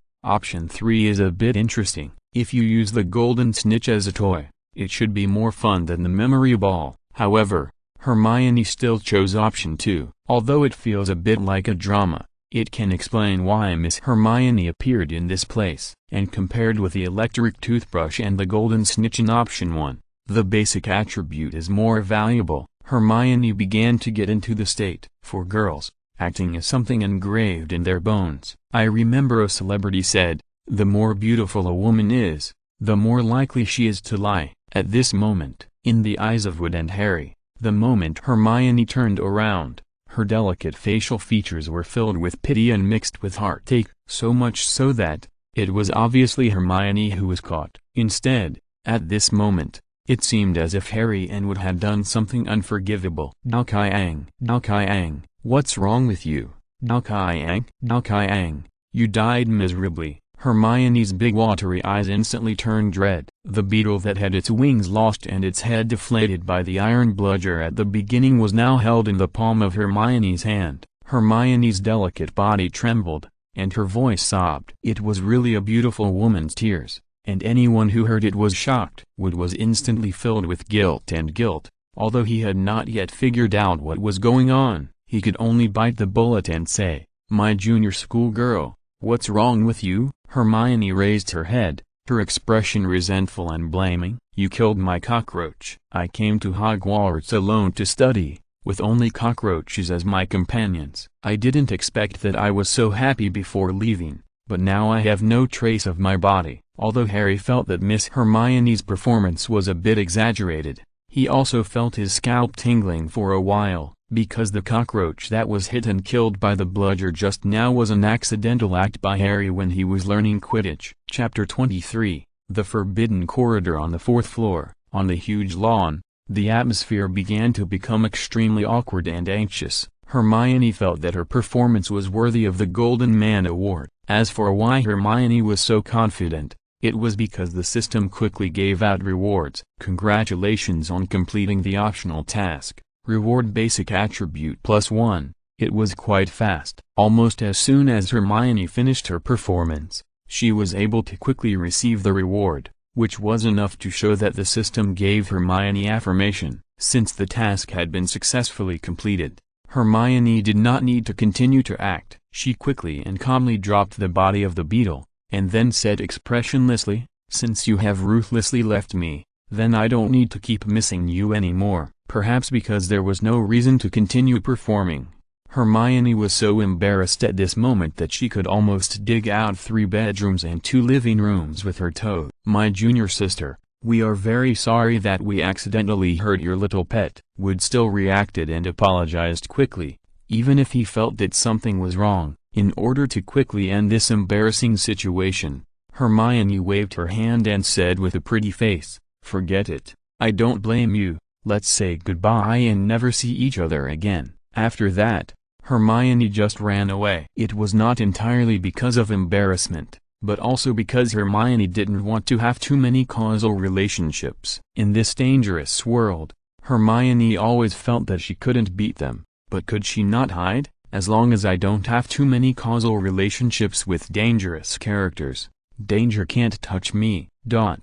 Looking at Hermione's back as she quickly left, Wood said leisurely, "This junior sister, are you always so cute?" Wood didn't know how to describe it, so he had to use cuteness. Harry said, "Well, she has always been very popular. As far as I know, many boys like her." Wood suddenly laughed and said, "Harry must be one of them, right?" Harry was immediately embarrassed, and even his pretty face turned red. The eyes behind the glasses also evaded and panicked, saying, "No, Senior Wood, don't talk nonsense." Wood patted Harry on the shoulder and asked, "What's her name?" "Hermione Granger." Wood continued meaningfully, "Harry, such a beautiful girl is definitely popular. Don't be stupid. If you miss the opportunity, you will miss it." There seemed to be a story in Wood's words. After all, everyone should have experienced love that they could not get and regret after losing. Harry is still young now, and he will understand it in the future. "By the way,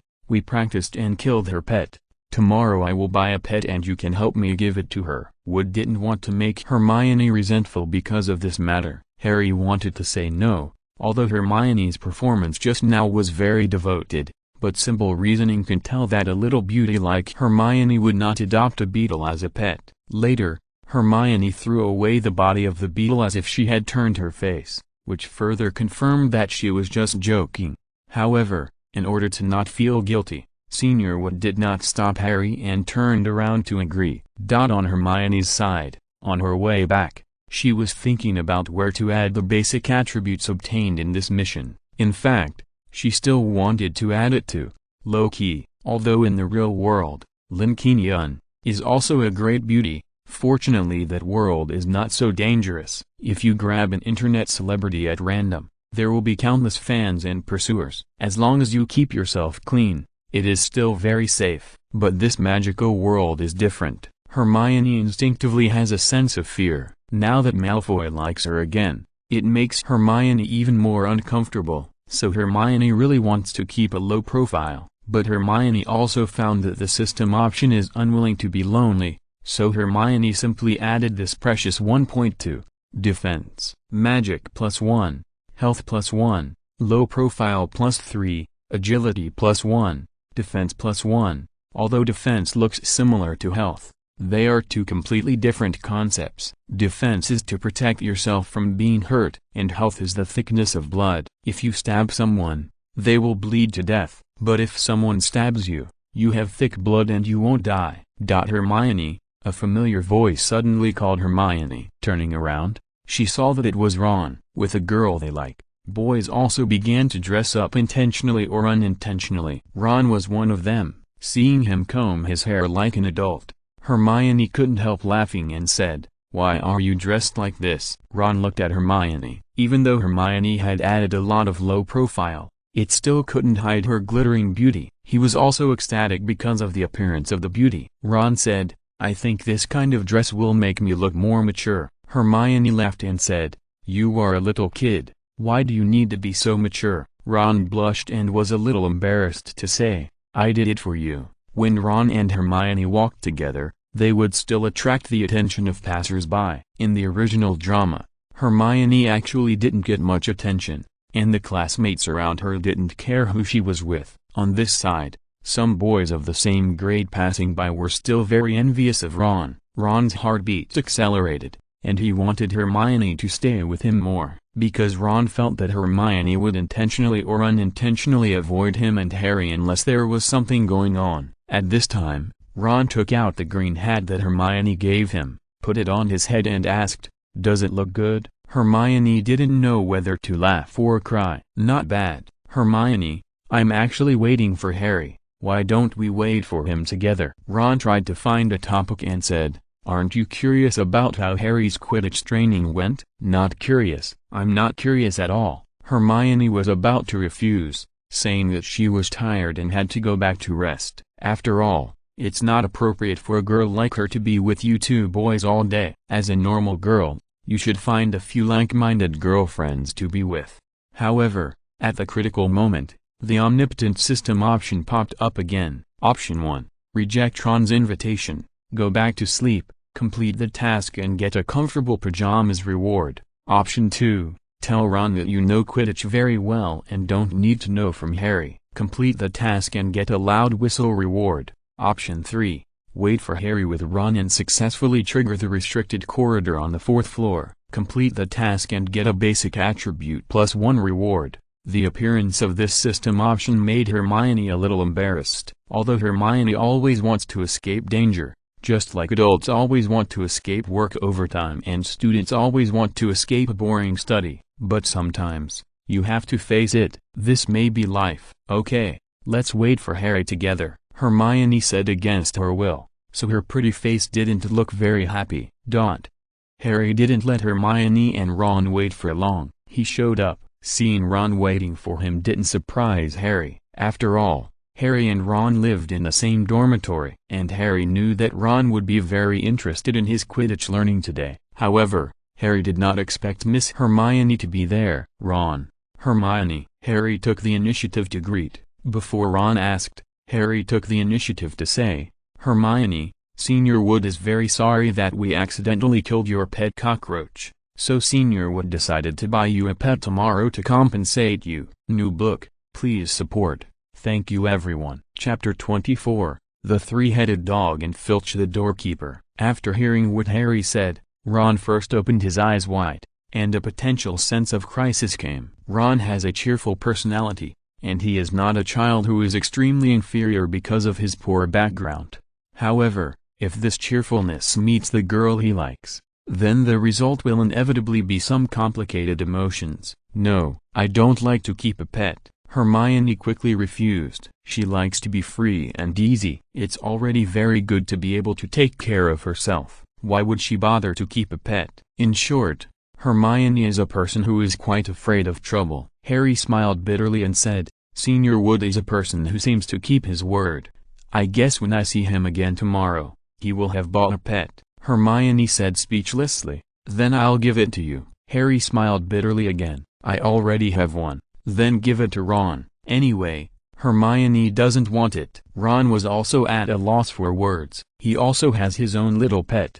However, if Hermione really gave it to him, he would not refuse. He would help Hermione raise it. As the three of them were talking, they passed by a place with many Quidditch trophies. Ron saw it and immediately said, No wonder you are so talented in Quidditch, Harry. Hermione also looked over and saw James Potter's name engraved on a trophy. Harry was also surprised. This was his father's name. It turned out that James Potter was also a Quidditch player in this school, and his ability was also outstanding. Therefore, he won this trophy full of commemorative and glorious significance. At this moment, Harry, who was once an orphan, was instantly filled with a sense of honor. He made up his mind that he must also work hard to train Quidditch and win the same honor as his father in future competitions, so as not to lose his father's face. Harry, I didn't expect your father to be so powerful. Facing Ron's admiration, Harry said modestly, I didn't expect. The three of them went up the special spiral staircase of Hogwarts. Although James Potter was once a famous Quidditch player in Gryffindor,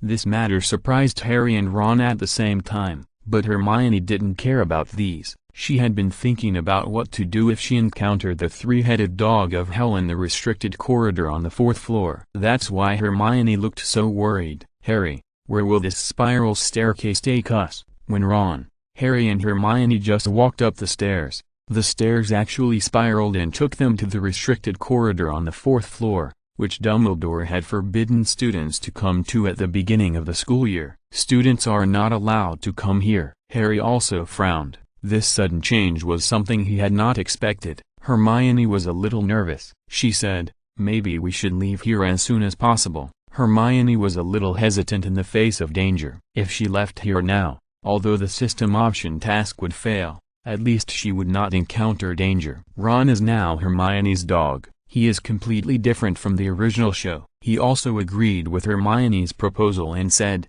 I think Hermione's proposal is right for safety reasons. If we are discovered by Professor McGonagall and Headmaster Dumbledore, we will be finished if we come here. The atmosphere began to become weird. It seemed that there was an unknown and terrifying force disturbing this place, and the night was the source of fear. However, just when Harry was about to retreat, a cat that looked extremely ugly suddenly jumped out. This is Argus Filch's cat. Argus is a giant with 100 eyes in Greek mythology, so his name implies that Mr. Filch often secretly observes the behavior of students. After all, this is also his job. Filch is a person that almost all students hate very much. He has a bad temper and a very strange personality. His biggest hobby is to go against students, and this is also his job, because he is the gatekeeper of Hogwarts. Filch has some perverted personalities, which come from his bad life. He is not only ugly, but also half-bald. At the same time,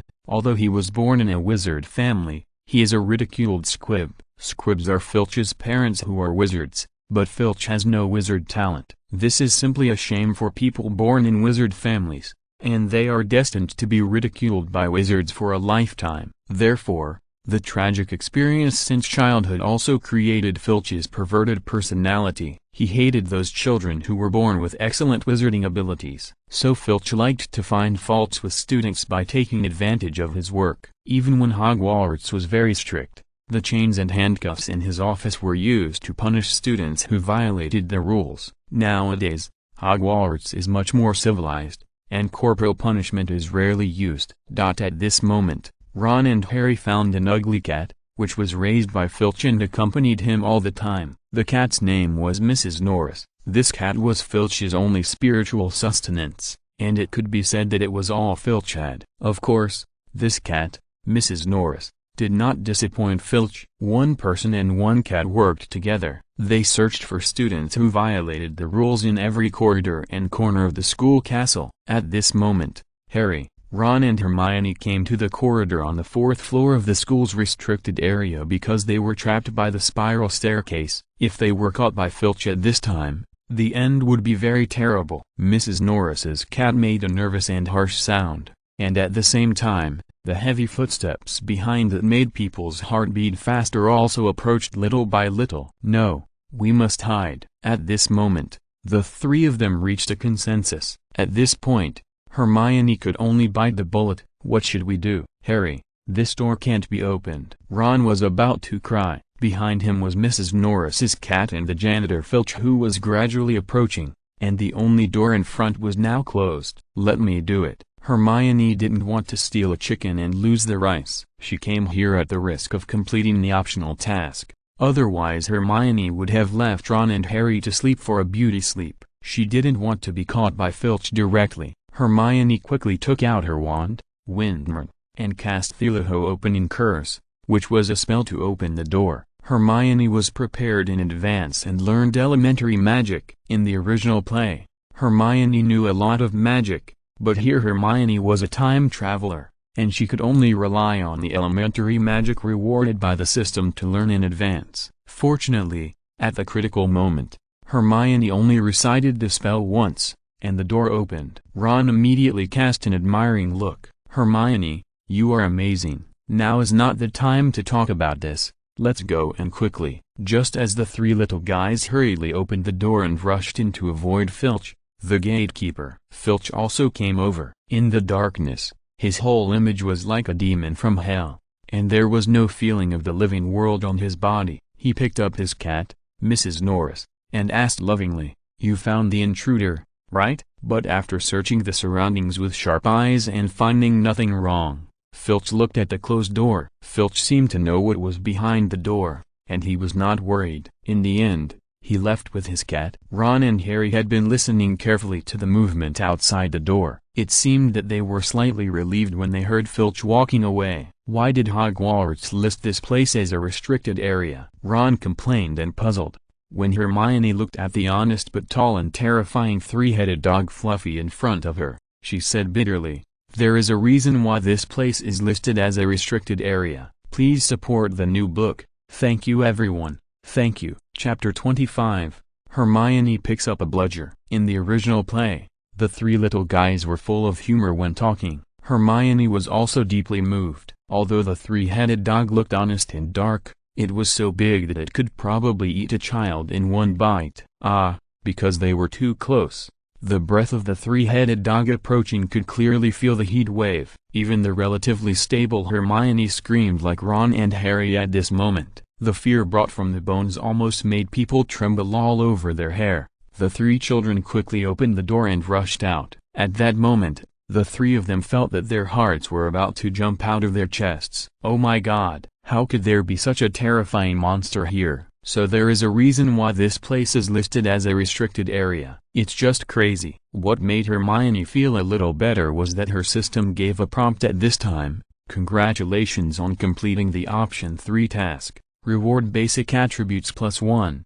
Hermione took a deep breath, and the three of them escaped from the dangerous place of the restricted area. "If you don't mind, I'm going to sleep, otherwise one of you will come up with a trick to get yourself killed." Hermione imitated the tone of Hermione in the original play, because she thought this line in the original play was very interesting and more in line with her current bad mood. Maybe it will be worse. Just get expelled. When Harry was stunned, Ron quickly responded, "I think she really should think clearly. Which one is worse?" Because they are both first-year freshmen in the Gryffindor branch.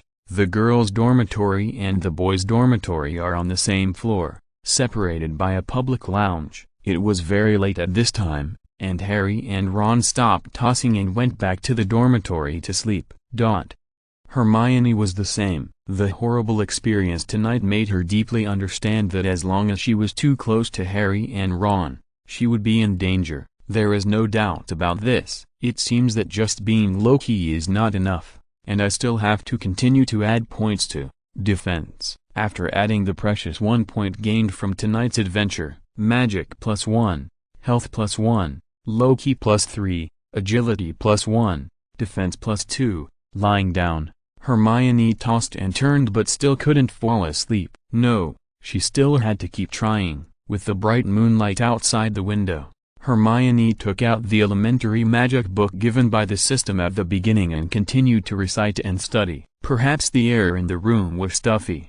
Hermione thought of the small handheld fan she had received today, and it was just right to blow it at this moment. The cool breeze entered her brain, and her thoughts immediately became much clearer. Hermione didn't study too late, and fell asleep after 2 hours. The next day, Hermione woke up late and was almost late. Hermione got up in a hurry, but at this time, her luck, which was 10% better than that of ordinary people, came again. Pick up money. Traveling through this magical world, Hermione has picked up money once in Diagon Alley. The second time was in the Hogwarts dormitory. When she just went out, she saw a big guy. Oh my god, did I pick up a bowling ball again? In the real world, picking up a bowling ball was a nightmare for Lin Qingyun. She didn't pick it up at the time, thinking that she just happened to see it. Unexpectedly, the bowling ball went directly into her clothes pocket the next day. Exaggerated, weird. This time in Hogwarts,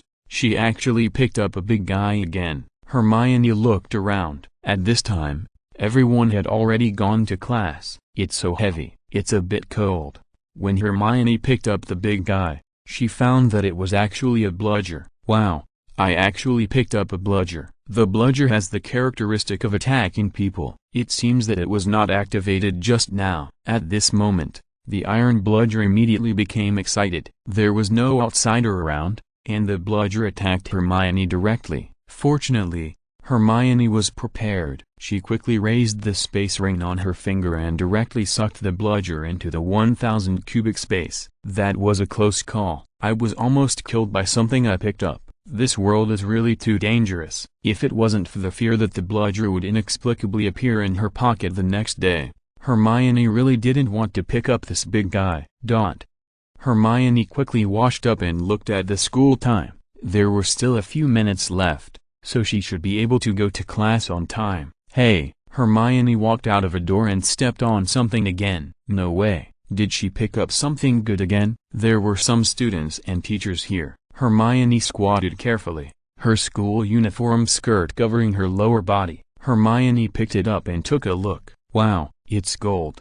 How did she pick it up twice in one morning? Could it be that the bludger just now was not picked up by luck? It was just a coincidence. This gold is what Hermione must pick up. Sure enough, I saw a few seniors coming over to ask the students in the dormitory if they had seen a bludger, because the bludger will fly automatically. If it is not taken care of, it will not only attack people, but also fly away and cannot be found. Although there was no such blunder in the original drama, Hermione here is a time traveler after all, so any new things would not be particularly strange. Hermione suspected that she had picked up the wrong one, and to avoid embarrassment, she quickly ran away. Harry and Ron still loved to sleep in, and almost rushed into the classroom in dishevel at the last 10 seconds. Seeing that the female academic bully Hermione was also out of breath, as if she had just rushed over, the three of them smiled at each other. Being late for class seemed to have become the most similar friendship between the three. However, compared to studying, Hermione was still better. After all, Hermione had to review at night, so it was normal for her academic performance to be better.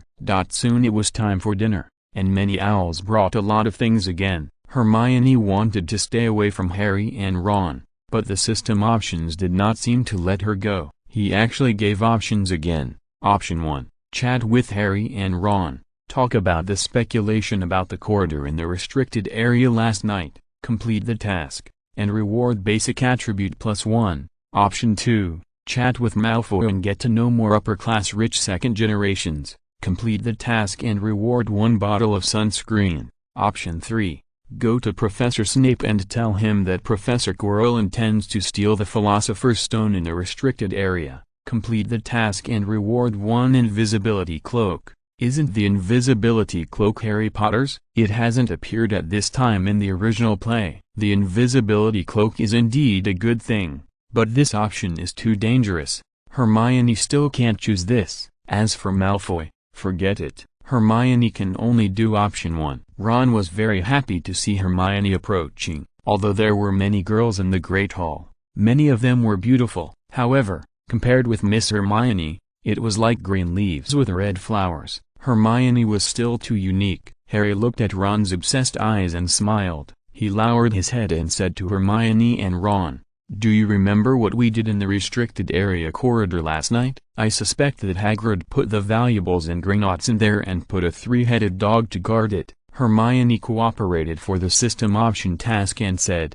"It's possible. Did you see it at that time? There was a trapdoor under the 3-headed dog. The 3-headed dog should be guarding that trapdoor." Ron said, "So, do we need to continue investigating this matter?" Harry said rarely, "If it's safe over there, we really don't have to worry too much." Hermione also nodded, then looked at the system prompt with satisfaction. "Congratulations on completing option 1 task. Reward basic attribute +1. Please support the new book. Thank you everyone." End of this chapter. Thank you very much for reaching the end. Don't forget to like. Looking for more exclusive content and immediate access? Subscribe to our Patreon. Remember, every like, subscription, or donation encourages us to continue. Thanks to everyone. See you in the next video.